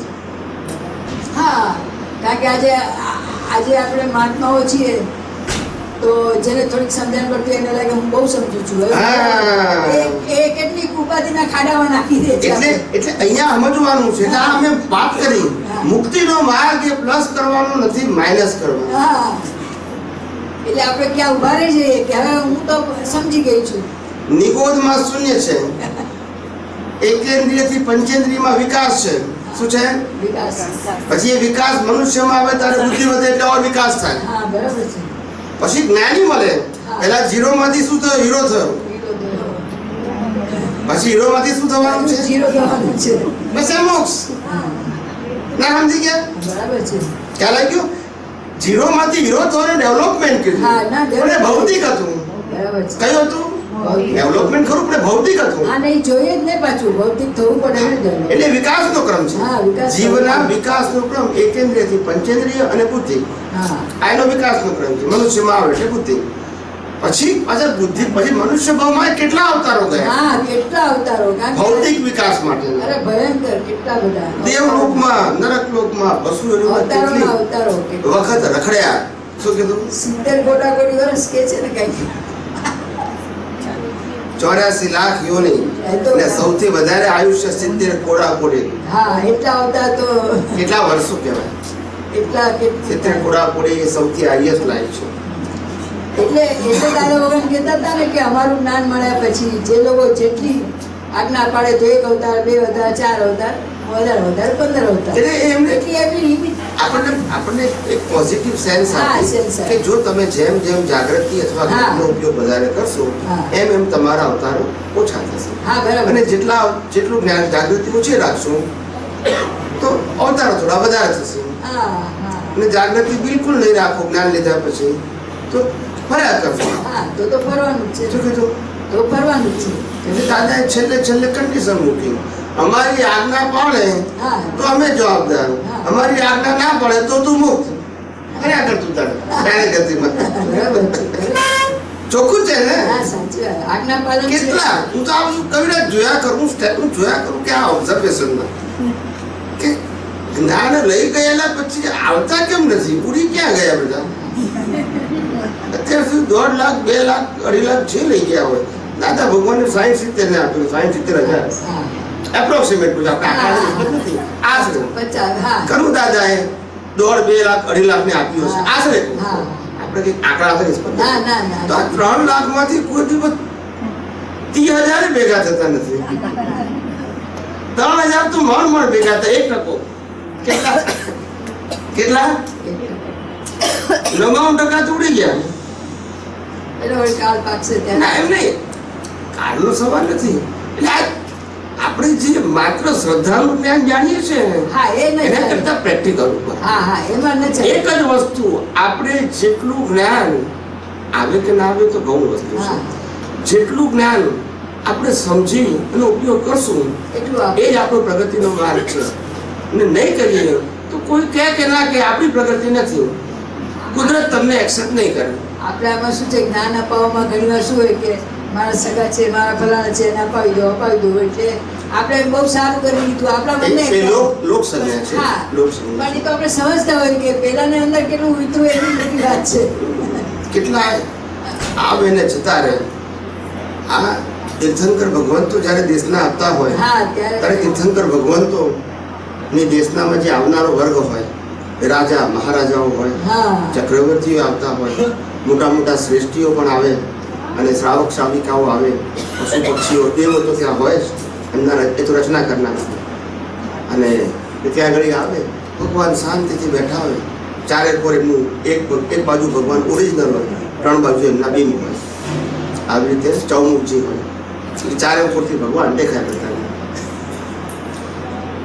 શાંતિથી બેઠા હોય, તમે પ્રશ્ન પૂછો તો જવાબ આપે, ના પૂછો તો મૌન હોય. શું હોય? અને જેવી દેશના પતે ને કવિરાજ પછી બોલે નહીં. હા, પછી ન બોલે તો ઉઠીને બહાર જાય. ના, પછી એ પોતે પોતાનામાં જ હોય. હા, એ બરાબર છે. એમની પાસે એપોઇન્ટમેન્ટ ના હોય ના, એ પણ કે મારે પર્સનલ વાત કરવી છે, એવું હોય ભગવાન પાસે. સમજાય છે? એ દેશના મત તો પણ ત્યાં બી બધા બેસેલા, બધા થોડી મોક્ષે ગયા છે, બધા રખડી. એટલે હું એ જ કહેવા માંગુ છું કે ભગવાન આવા સમર્થ પુરુષ છે, તીર્થંકર ભગવાન. આ વ્યવહાર જગતમાં શ્રેષ્ઠ પુરુષ કહેવાય, આધ્યાત્મિક જગતના શ્રેષ્ઠ પુરુષ, સર્વોત્તમ પુરુષ કહેવાય. સર્વોત્તમ. જ્ઞાન દશાએ કર્યું અને સામર્થ્ય, જ્ઞાનના સામર્થ્ય દશાએ કર્યું. જ્ઞાન દશાએ કર્યું કેવડી પણ સમર્થ છે, પણ પ્રાકૃતિક સામર્થ્ય લાયક નથી. કેવડી એ તીર્થંકરનું હોય. કલ્યાણ કરવાનું ઉત્કૃષ્ટ નિમિત્ત તીર્થંકર હોય. અને કેવડી પોતે પોતાનું કલ્યાણ કરીને મોક્ષે જાય. પણ કેવડીને કોઈ પ્રશ્ન પૂછે તો જવાબ તો આપે ને. આપે હા, સાચો જ આપે ને. ખોટો તો હોય જ ને. એટલે મોક્ષે ખરેખર પેલા કે પહેલી વસ્તુ એ કે આ બધું કેવડીઓને પ્રશ્ન પૂછવાનો વર્ગ હોય ને બહુ જ ઓછો હોય, હા હા બરાબર. બહુ જ ઓછો. અને બીજું શું છે, તીર્થંકર ના ઓળખાય તો કેવડી ઓળખાય? બોલતા નથી. આપણે ઓલા રાજા જે બોલતા હોય એની બાજુમાં સાધુ એટલે સાધુને કોણ પૂછે? આ મહાવીરના ધર્મપત્નીઓ ના ઓળખી કે મહાવીરને હગાવાલાની ક્યાં વાત કરો છો? આ તો એકદમ નજીકના. સમજાય છે? ના ઓળખાય તો કેવડી ક્યાંથી ઓળખાય? કેવડી તો એકદમ સામાન્ય હોય. કેવા હોય? એકદમ કેવી સરળ. એની કોઈ વિશેષતા ના હોય. શું ના હોય? બિલકુલ નોર્મલ લાઈફ હોય. કારણ કે એનું માગ્યું પણ નથી ને. એનું સેન્ટર પોઈન્ટ માત્ર કેવડિયાનો. હા. પ્રાકૃતિક વિશેષતા નથી માગ્યું અને જરૂર પણ નથી એને. હા બરાબર. એને તો બસ મારે મોક્ષે જવું છે, એ જ માગ્યું, એ જ ભાવ્યું, એ જ સેવ્યું, એ જ અનુભવ્યું. અને આ છેલ્લે આ ઉદયમાં આવ્યું અને કેવળ જ્ઞાન પામીને મોક્ષે ગયા. એટલે એમના માટે તો એ વિશેષતા કે ના વિશેષતા પ્રશ્ન જ નથી. પણ તીર્થંકર એક વિશિષ્ટ પ્રકારનો જીવ છે. એ તીર્થંકર એના અતિશયો હોય. શું છે? અતિશય. એટલે એક ભાઈએ પ્રશ્ન પૂછ્યો હતો કે આ તીર્થંકરની જ્યારે દેશના આપતા હોય ત્યારે સમોવસનમાં કેવડી હું કામ આવે? કેવળ જ્ઞાન થયા પછી એમને શું કરવાનું ત્યાં કરીએ? કયું જ્ઞાન લેવાનું? હે? ઉદય કર્મ. એ તો અમારે જવાબ સાંભળ્યો હતો તમે. એક ભાઈએ પ્રશ્ન પૂછ્યો હતો કે તીર્થંકરોની સભામાં કેવડી કેમ આવે? એમને કયું જ્ઞાન બાકી છે? મેં કહ્યું ઉદય કર્મ. ઉદય કર્મ એટલે ઓપ્શન ના આવે, જવું ના જવું ઓપ્શન જ ના હોય. જે હિસાબ હોય તે લગ્નમાં હોય, જો હિસાબ હોય ત્યાં જાય, દેશનામાં હોય તો ત્યાં જાય. હિસાબ શું કીધું? એને કઈ એચિવ નથી કરવાનું. શું નથી કરવાનું? પ્રાપ્ત કરવાનું નથી. જે હિસાબ છે એ પૂરો કરતા નથી, થઈ જાય છે. બટ નેચર એ તો પોતાના સ્વભાવ દશામાં છે ને પ્રકૃતિ કુદરત ચલાવે છે. એમાં કોઈ જગ્યાએ એમનું કરતા પણ છે નહીં. એમની જાગૃતિ એ નથી, સ્વભાવમાં છે. જાગૃતિ પુરુષાર્થમાં જાય, સ્વભાવ પુરુષાર્થમાં ના જાય. પુરુષાર્થનું એન્ડ એનું નામ જ જાગૃતિ. શું કીધું? પછી પુરુષાર્થ ના હોય. કેવડીને પુરુષાર્થ ના હોય, તીર્થંકરને પુરુષાર્થ ના હોય. છેલ્લા અવતારમાં કોઈને પુરુષાર્થ ના હોય, માતાના ગર્ભમાંથી જ ના હોય. સ્પષ્ટ વેદન થાય. એટલે આ પ્રકૃતિને ઓળખવી ને સાહેબ, અને પછી પ્રકૃતિને બાંધવી. તમે શું બોલ્યા હતા? બીજું વાક્ય શું બોલ્યા હતા પેલા ભાઈ? સારા કે જેવું જ્ઞાન એવા ભાવ. શું કીધું? જેવું જ્ઞાન એવા ભાવ. હવે પાછું તમને બીજો પ્રશ્ન થાય, જ્ઞાન તો સારું વાંચીએ છીએ, અને જ્ઞાન કેવું લેવું છે એ મહત્વનું નથી, જ્ઞાન કેવું સ્વીકારવું છે એ મહત્વનું છે. એટલે સમજણના આધારે આવે ને. હા, સમજાય છે? આ તો દાદા ભગવાને કીધું હોય, એમને જ્ઞાન આપ્યું. એક ભાઈ હતા અમેરિકામાં તો કે ગેલન બિયર પીતા હતા. કેટલું? પછી એમની બેન લઈને આવી એમને કે દાદા હવે એને કંઈક સમજાવો, આટલું બધું પીએ છે. મેં સારા ઘરના અને આદત પડી ગઈ. પૈસા ટકે સુખી હતા, પ્રશ્ન પૈસાનો નતો. મોટા મોટા માલિક હતા. પછી દાદા પાસે લાવી, દાદાએ કીધું તારે છોડવો છે? તારી ઈચ્છા શું છે બોલ, અમે તો નિમિત્ત બની શકીએ, કરતા ના હોઈએ. કે દાદાજી મારે છોડવો છે. ચોક્કસ 2-3 વખત પૂછ્યું, ખરેખર છોડવો છે? ખરેખર છોડવું કે આ છોડવો છે? દાદા કીધું જા કશું રોજ જે તારે 1 બોટલ પીવાની, 1 ગેલન નહીં. જેટલી વાર મન થાય ત્યારે 1 સીપ પીવાનું, પાછું મૂકી દેવાનું. 1 બોટલથી વધારે. હવે આ જ્ઞાન આપી પેલાને નતા પીતા શરૂ કરવાનું મન થઈ ગયું કે દાદા 1 બોટલની છૂટ આપો. પેલા કોનો રોગ કોની દો, આવું ઊંધું ધ્યાન પકડી લે પછી ના સમજે. જેનો રોગ છે એની દવા છે, તમારી દવા થોડી છે. આ તો પેલા મહાત્માને પેલો પટેલ હતો, પટેલ કવિરાજ વડોદરામાં આવતો હતો. તે પૈસે ટકે સુખી પેલા જમીનદાર હતો. ખેડૂતો ખેતી કરે, આ ખેતરમાં જાય કે ના જાય કઈ ફેર પડે નહીં, આ લોકો કામ કર્યા કરે. એના બીજા ભાઈઓ હતા, બાપ દાદાની જમીન હતી 50-100 વીઘા. તે બીજા બધા ભાઈઓ કામ કરતા હોય, જે ફાળો આપવાનો હોય પછી આપી દે. ત્યાં ભાઈ નવરા હતા, દાદા પાસે આ જ્ઞાન તો લઈ ગયા. દાદા એકવાર પૂછ્યું કેટલા વર્ષ થયા જ્ઞાન લીધા? કે દાદા 5 વર્ષ થયા. દાદા કે તને જ્ઞાન થોડું સમજાય છે? દાદાને કે દાદા એ કાળા અક્ષર ભેંસ બરાબર. શું કીધું? મને જે સમજણ ના પડે, આ તમે જે બોલો છો ને મને ભેંસ બહુ ગમે છે. શું કે ઠંડક વાળે છે. એટલે દાદાએ કીધું કે સમજણ પડે કે ના પડે, પડ્યો રહે છે. હવે આ વાક્ય હતું તો મહાત્માએ શું કીધું? સમજણ પડે કે ના પડે, સત્સંગમાં પડ્યો રહે છે. પણ નોકરી ધંધો કરવાનો કે નહીં ને? આ કોણો રોગ, કોની દવાનો કોનો ઉપયોગ કરે છે? એ એના માટે, કારણ કે બીજી અનુકૂળતા હતી, એને કોઈ જવાબદારી હતી એના માટે કીધું. એ બીજે ના જાય, એના કરતા અહીંયા રહે તો કંઈક ધીમે ધીમે ઘસાશે તો ખરું એમ. હવે આ કોનો રોગ, કોની દવા અને વાપરે કોણ? હવે પેલો બચારો ધંધો નોકરી કરતો હોય અહીંયા પડ્યો રહે, ઘરવાળા બૂમ પાડે કે ના પડે કે કામ ધંધો છે કે નહીં આપણે? એટલે આવું થાય. એટલે જ્ઞાનીની એક વાતોમાં 2 પ્રકારની, એક સનાતન સત્ય હોય, એક વ્યવહાર સત્ય. વ્યવહાર સત્ય હંમેશા ઇન્ડિવિડ્યુઅલ હોય અને સનાતન સત્ય બધા.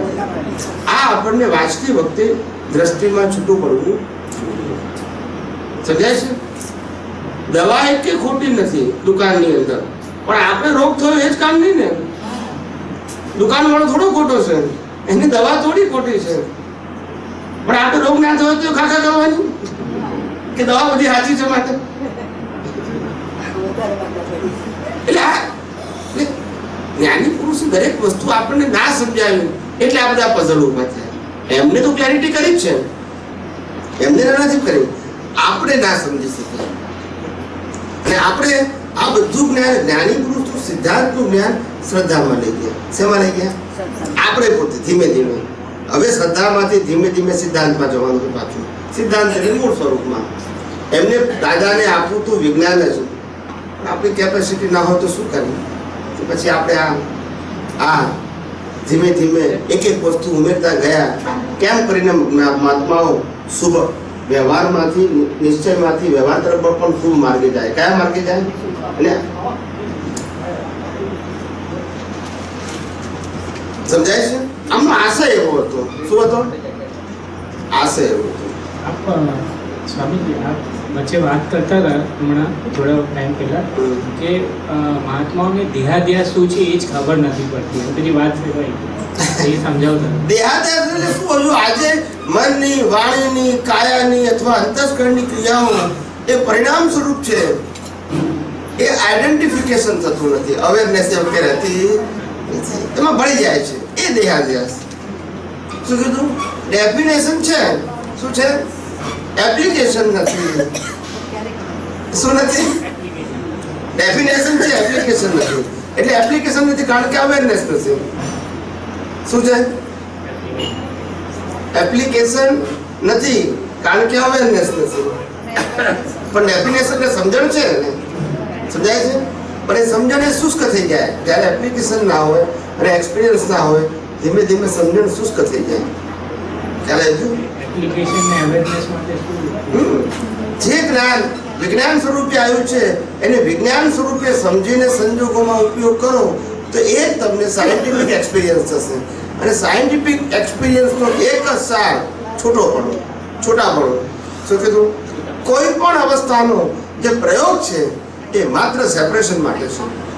ને સેપરેશન એટલે મેળવવાનું નહીં અને ગુમાવવાનું નહીં. શું કીધું? મેળવવાનું ને ગુમાવવાનું એ બધું રિલેટિવ સત્ય છે, અને રિલેટિવ રિયલને છૂટા પાડવા એ સનાતન સત્ય છે. એટલે કે પહેલી બે આજ્ઞા, રાઈટ? પહેલી બે પહેલી બે આજ્ઞા સતત, એનો સતત દ્રષ્ટિથી શેનાથી સમજાય છે? બધા ઠરી ગયા. ના. પૂછો કે પૂછતા નથી તમે? એક મિનિટ, બીજા મિનિટ.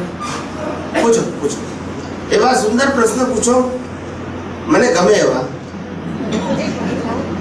મને ગમે એટલે તમને લાભ થાય એવા. એટલે કમલેશ્વરજી હમણાં એમણે દેહાધ્યાસની જે વાત કરી કે મહાત્માઓને હજી દેહાધ્યાસ છૂટતો નથી, એટલે નથી છૂટતો એ ખબર પડતી નથી.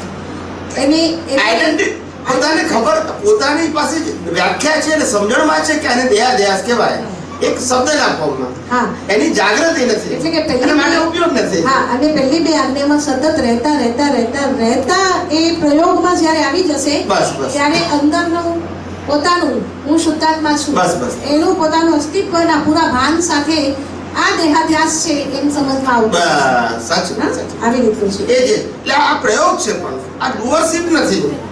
શું નથી? પહેલી વખત તમે કવિરાજ શબ્દ પ્રયોગ બોલો.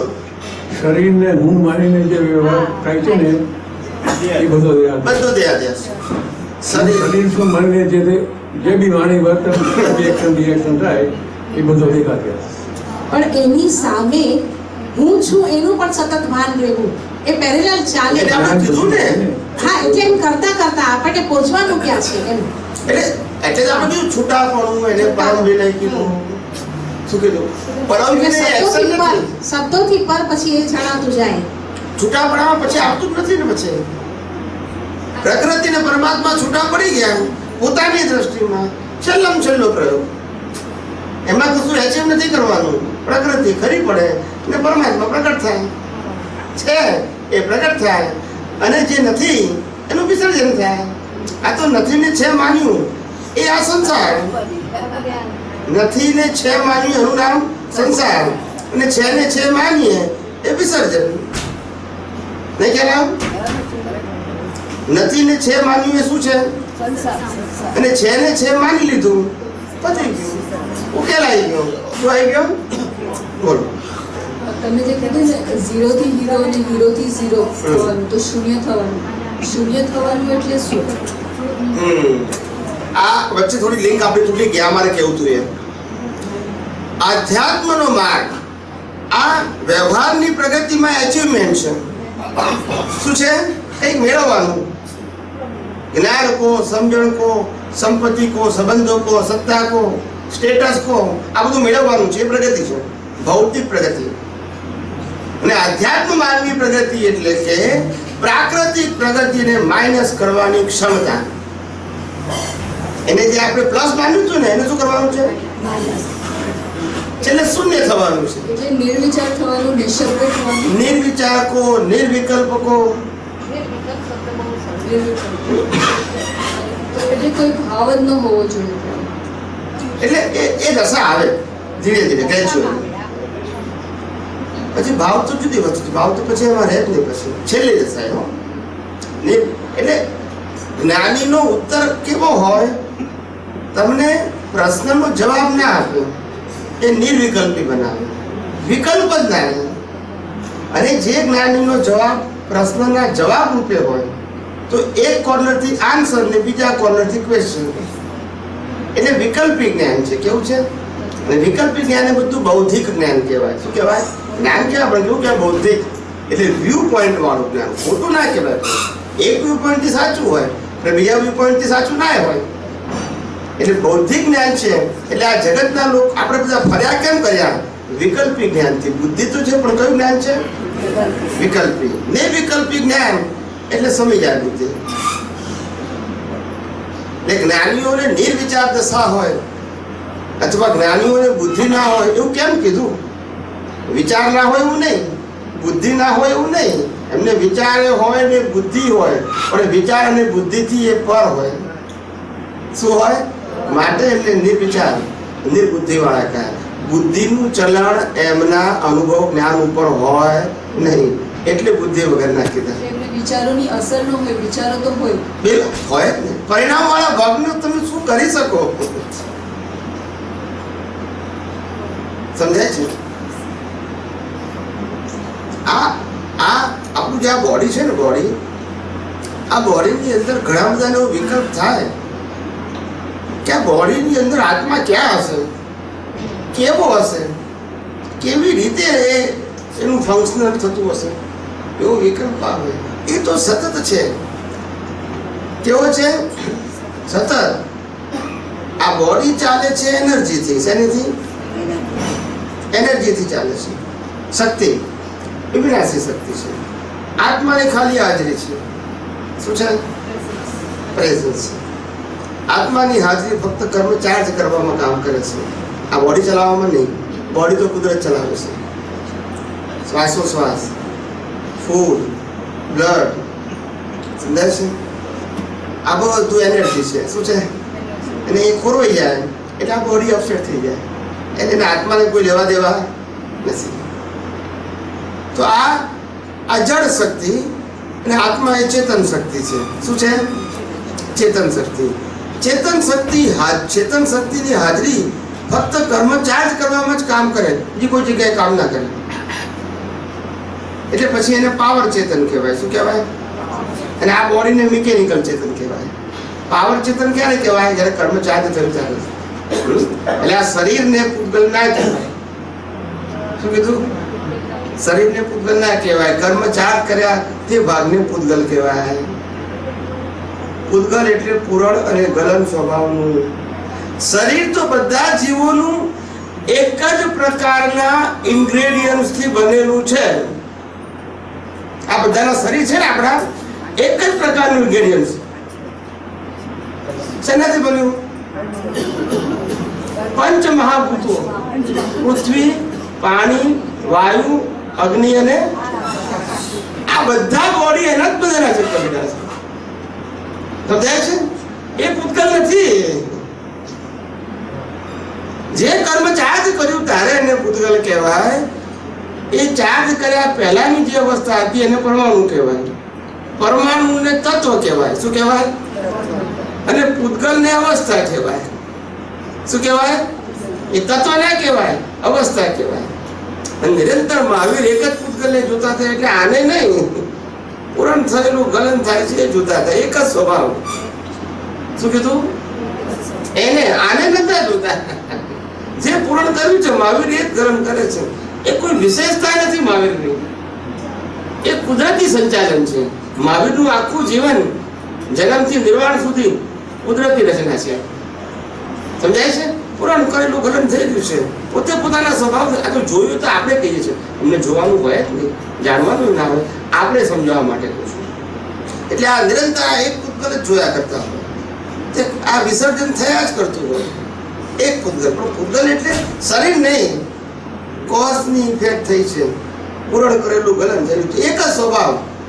એટલે શ્રીમદ રાજચંદ્રે પોતે પોતાના આત્મસિદ્ધિમાં લખ્યું, રજકણ કે રિદ્ધિ વૈમાનિક દેવ નહીં, સર્વે માન્યા પૂતગલ એક સ્વભાવ. અપૂર્વ અવસર.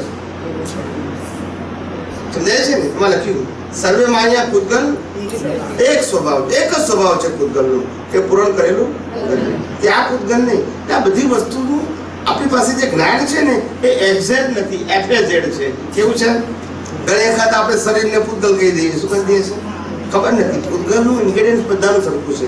એ પંચભૂતોનું બનેલું છે. ને બાળી નાખ્યું એટલે પંચભૂતોમાં વિલીન થઈ જાય.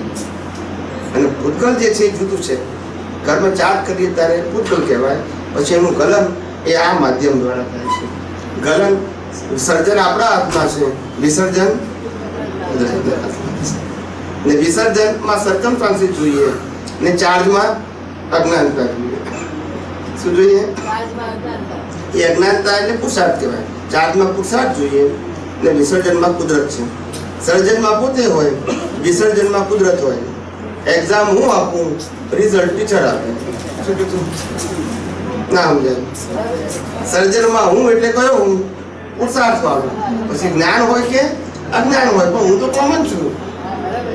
મારે મોક્ષે જવું છે, મારે મહાવિદ્ય ક્ષેત્રમાં જવું છે, મારે સિમંદર સ્વામી પાસે જવું છે, આ બધું હું છે. શું છે? માટે સર્જન થાય છે. અહીંયા પણ હું છે અજ્ઞાનમાં, અને ત્યાં પણ હું છે. હું ના હોય તો સર્જન થાય. અને હું ને અહંકાર કીધો. શું કીધો? હું છું એને અસ્તિત્વનું ભાન કીધું. અને અસ્તિત્વના ભાનને આધારે જ નિશ્ચય થાય છે. નહીંતર થાય? અસ્તિત્વનું ભાન ના હોય તો નિશ્ચય, ભલે અજ્ઞાનમાં હું શરીર છું એ ભાન છે, માટે એ કર્મ બાંધે છે, એ વ્યવહાર કર્મ બાંધે છે, અને પેલા મોક્ષ માર્ગને લાયક અને સહાયક બાંધે છે. બોલો બોલો. આપે કહ્યું ને કે આત્મા કર્મ બાંધે છે, એટલે આત્માનું કામ કર્મ બાંધવાનું છે. હમણાં બોલ્યા તો એ કયું પ્રતિષ્ઠિત આત્માની વાત કરો? આત્માનું કામ કર્મ ચાર્જ કરવા માટે એક જ રોલ છે. જ્યારે કર્મ ચાર્જ થાય ત્યારે એ આત્માનું જે પાવર છે એના આધારે કર્મ ચાર્જ થાય, એટલે કુદરતને એનું રિઝલ્ટ આપવું પડે છે. કારણ કે ચેતન શક્તિ આખા જગતમાં એક જ છે. 6 તત્વો સનાતન ખરા, પણ ચેતન શક્તિ એક જ. એટલે પૂતગલ જ્યારે પરમાણુ જ્યારે કોટેડ થાય, એ કોટેડ થયા પછી ચાર્જ થાય ત્યારે એને કર્મ કહેવાય. શું કહેવાય? કર્મ. એ કર્મ બાંધવામાં આત્માની હાજરી વપરાય. અને આ કર્મ બાંધવામાં પોતાપણું વપરાયું, હું વપરાયું, અને આત્માનો પાવર વપરાયો ચાર્જિંગમાં. અજ્ઞાન અવસ્થામાં પણ કેવો? ને વિસર્જન કુદરત કરે. હવે વિસર્જન જ્યારે જ્ઞાન અવસ્થામાં થાય ત્યારે નવું સર્જન ના થાય. ને વિસર્જન અજ્ઞાન અવસ્થામાં થાય તો જૂનું સર્જન ઉકલે, નવું પાછું સર્જન થાય. સમજાય છે? આવી આ પ્રક્રિયા ચાલે છે. કોઝ એન્ડ ઇફેક્ટ, અને સાયકલ ઓફ રિબર્થ. સમજે આત્માનો પાવર વપરાય. અને શું કહ્યું આપણે બીજું? આત્માનો પાવર વપરાય, બીજું શું? એ આપણને બોલ્યા એ તો કર્મ ચાર્જ કરવાની અંદર પોતાની હાજરી છે, પોતાનું હું છું એવું જેને ભાન છે એની હાજરી છે, માટે ભાવ કરે છે. આત્મામાં ભાવ કરવાની શક્તિ જ નથી. મહાવીર સિદ્ધ ક્ષેત્રમાં ભાવ કરે પાછો. આત્માની હાજરીથી ભાવ થાય, આત્મા કરતો નથી. શું કીધું? આત્મા કરતો નથી, આત્માની હાજરીથી ભાવ થાય. અને ભાવ કરનારો પ્રતિષ્ઠિત. કોઈ પણ પ્રકારનો હોય, સંસારિક ભાવ હોય કે આધ્યાત્મિક ભાવ હોય, ભાવ કરનારો પ્રતિષ્ઠિત આત્મા જ છે. ના, 2 પ્રકાર જ્ઞાનીએ કીધા, જ્ઞાની ભાવો અને અજ્ઞાની ભાવો. શું કીધું? અને પ્રતિષ્ઠિત આત્માના 2 ભાગ, ચાર્જ પ્રતિષ્ઠિત આત્મા અને બીજો ડિસ્ચાર્જ પ્રતિષ્ઠિત આત્મા. ડિસ્ચાર્જ પ્રતિષ્ઠિત આત્મા મિકેનિકલ છે, ચાર્જ પ્રતિષ્ઠિત આત્મા જાગૃત છે. એ સર્જન કરે છે, થોડું વિસર્જન કરે છે. સમજાય છે? આ બધું ક્લિયર હોવું જોઈએ. આપણે ગોળ ગોળ ના થવું જોઈએ. શું ના થવું જોઈએ? 3 મુદ્દાનો કાર્યક્રમ સમજવાનો કે આત્મા સમર્થ છે. શું કીધું? અવિનાશી છે અને ચેતન છે. એને કોઈ પણ પ્રકારના તમારા પુરુષાર્થની, અનુભવની, જ્ઞાનની જરૂર. પ્રકૃતિ, મન, વચન, કાયા, અંતસ્કરણ, અંતસ્કરણ બાહ્યકરણ એ પર ને પરાધીન છે. માટે એ કંઈ કરી શકે એમ નથી, આને જરૂર નથી, અને આને કરી શકે એમ નથી. સમજી ગયા? તો પુરુષાર્થ કોણ કરે? માત્ર પ્રતિષ્ઠિત આત્મા. એટલે કોઈ પણ એંગલથી પુરુષાર્થની વાત આવે એટલે પ્રતિષ્ઠિત આત્મા જ આવે. કોણ આવે?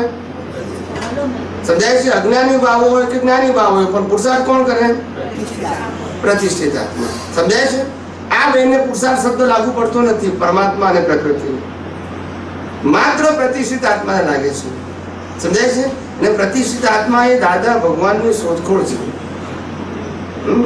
હિન્દુસ્તાનની તમામ શાસ્ત્રોએ 2 જ વાત કરી છે, આત્મા અને પ્રકૃતિની.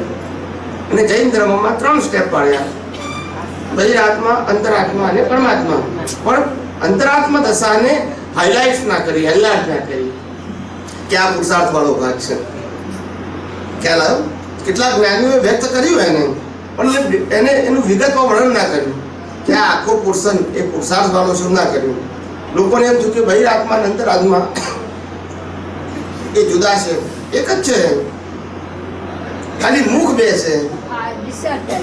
ના, બહિર્મુખી એટલે જેનું મુખ બહાર છે એ સંસારનું સર્જન કરે છે, જેનું મુખ અંતર્મુખી થઈ ગયું એ સંસારની સમાપ્તિ કરે છે. બહિર્મુખી હતું તે જ અંતર્મુખી થયો, હા, હા, હા. બે નથી. ના, બે નથી. બહિર્મુખી એટલે શરીર નહીં ના, ના. અને અંતર્મુખી એટલે શરીર નહીં. એ તો આ- એ બંનેમાં પ્રતિષ્ઠિત આત્મા છે. શું છે? બહિર્મુખી પણ તે જ અને અંતર્મુખી પણ. અને જ્ઞાન જ્ઞાની દ્વારા પ્રાપ્ત થાય એ પ્રતિષ્ઠિત આત્માને પ્રાપ્ત થાય છે, પ્રકૃતિથી નહીં. માધ્યમ પ્રકૃતિનું છે પણ પ્રાપ્ત કોને થાય છે? પ્રતિષ્ઠિત આત્માને. મારે તે પુરુષાર્થ કરી શકે, આને પ્રાપ્ત થાય તો આ ક્યાંથી પુરુષાર્થ કરવાનો હતો? આ તો પરને પરાધીન છે. સમજાય છે?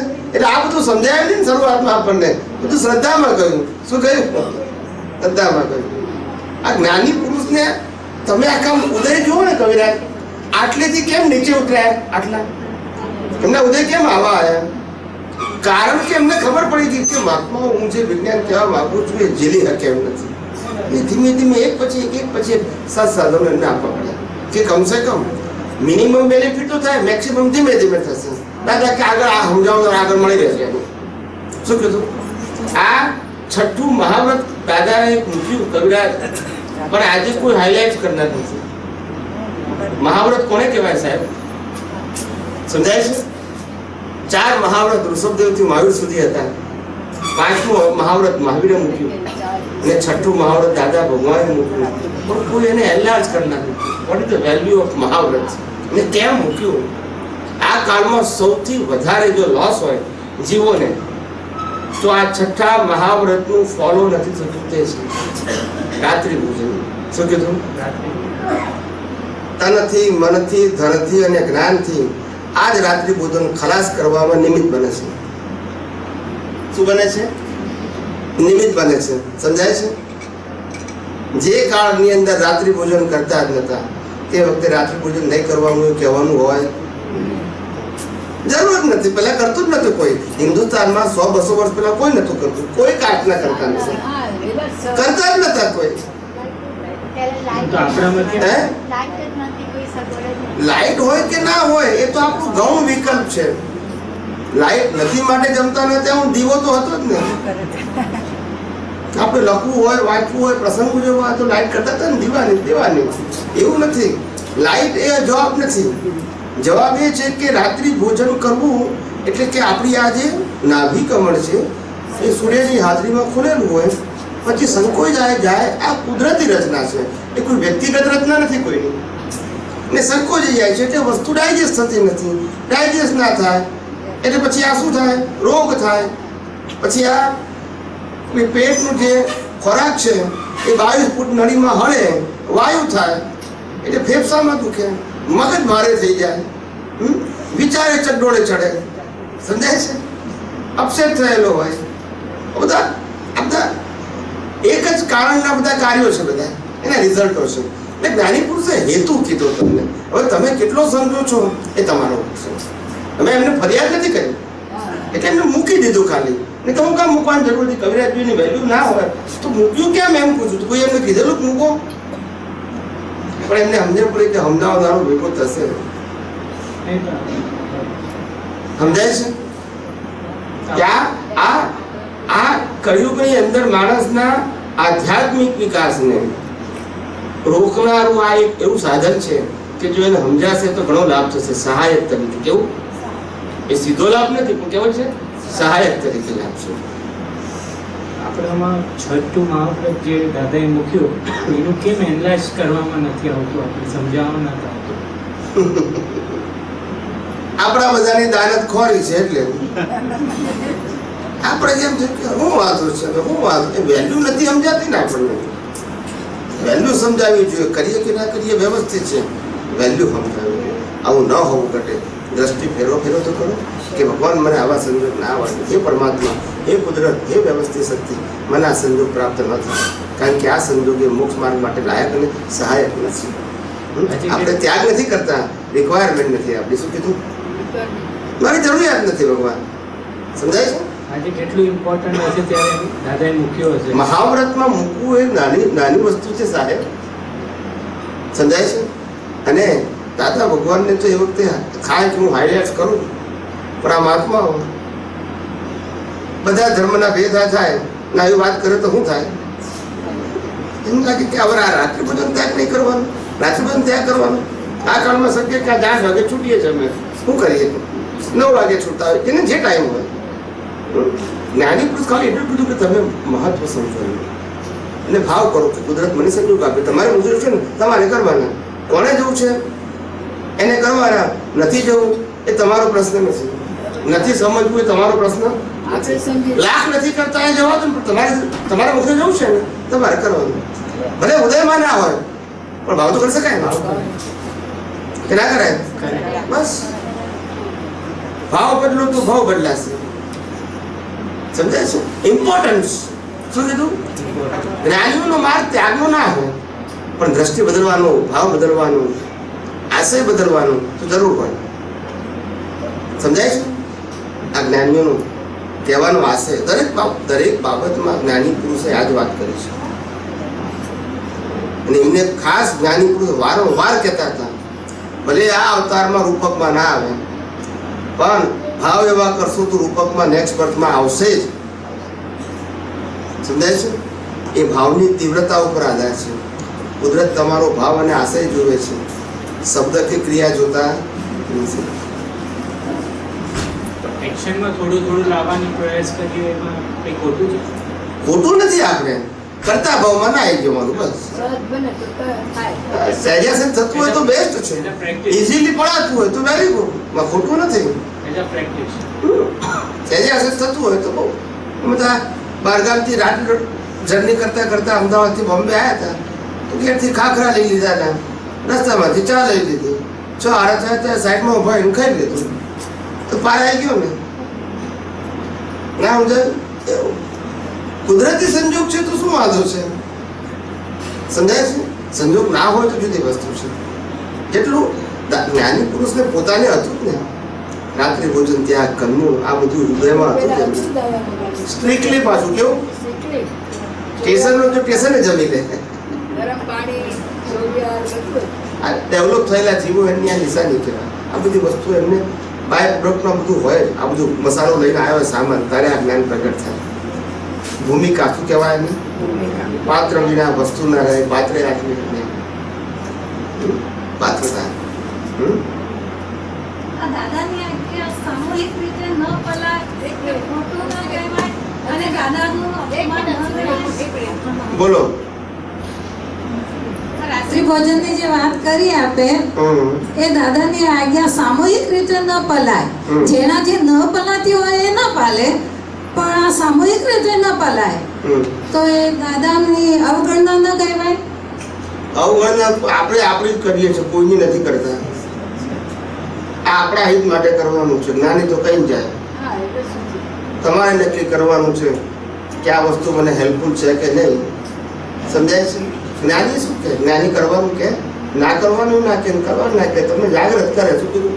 એનાથી તમને આ લાભ છે, એનાથી તમને આ નુકસાન છે. હવે આપણે સમજવાનું.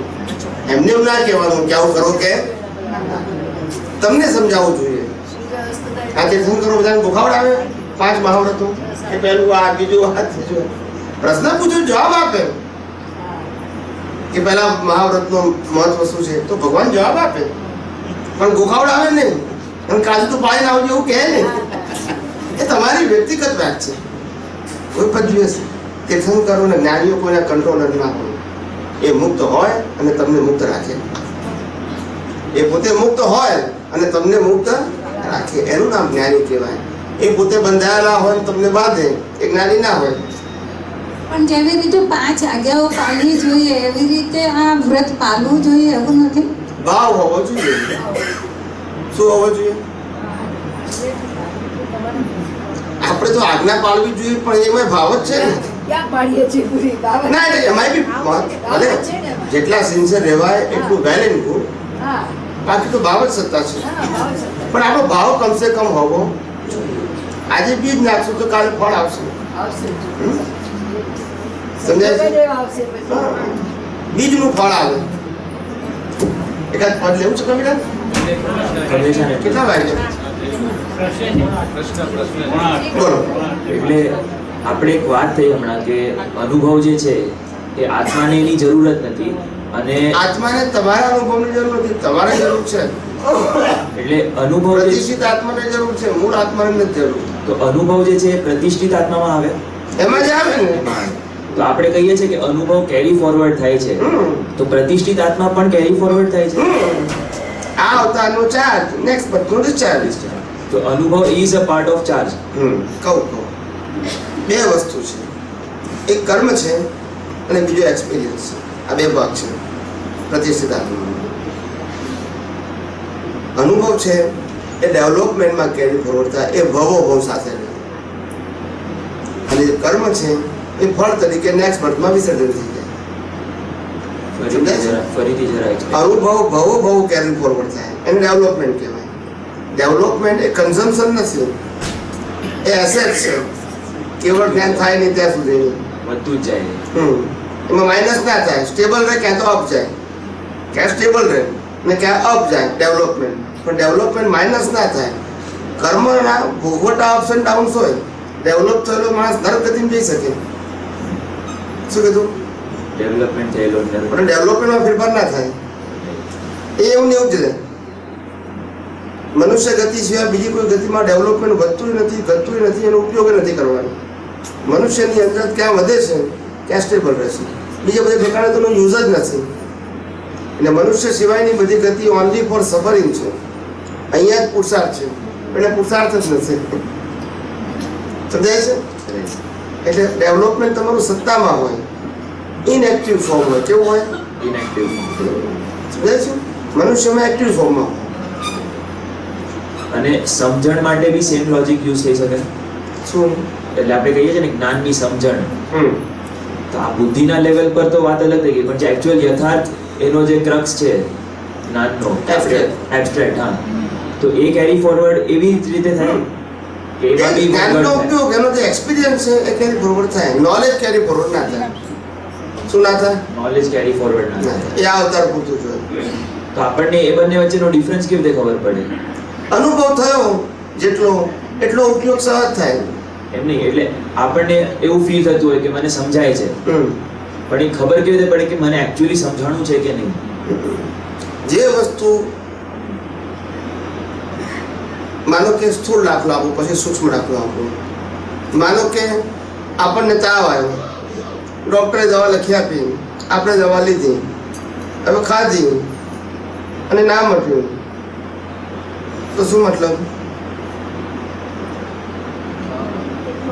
આપણે એટલે તાવ આવ્યો છે તો થર્મોમીટર બતાવે છે, અને રોગ મટ્યો તે દવા બતાવતી નથી. એને શું કહેવાય? એનું કન્ક્લુઝન શું નીકળ્યું? યા તો દવા રોંગ છે, સમજાય છે મારી વાત? કન્ક્લુઝન એમ જ નીકળે કે દવા રોંગ છે. એવી રીતે જ્ઞાનની અંદર તમે ઉપયોગ કરો. જ્ઞાનનો ઉપયોગ, જ્ઞાન છે, જ્ઞાનનો ઉપયોગ ના કરો, ખ્યાલ આવ્યો તો અજ્ઞાન કેરી ફોરવર્ડ થશે. અજ્ઞાન એટલે અજ્ઞાનનો હિસાબ તમારો શું થશે?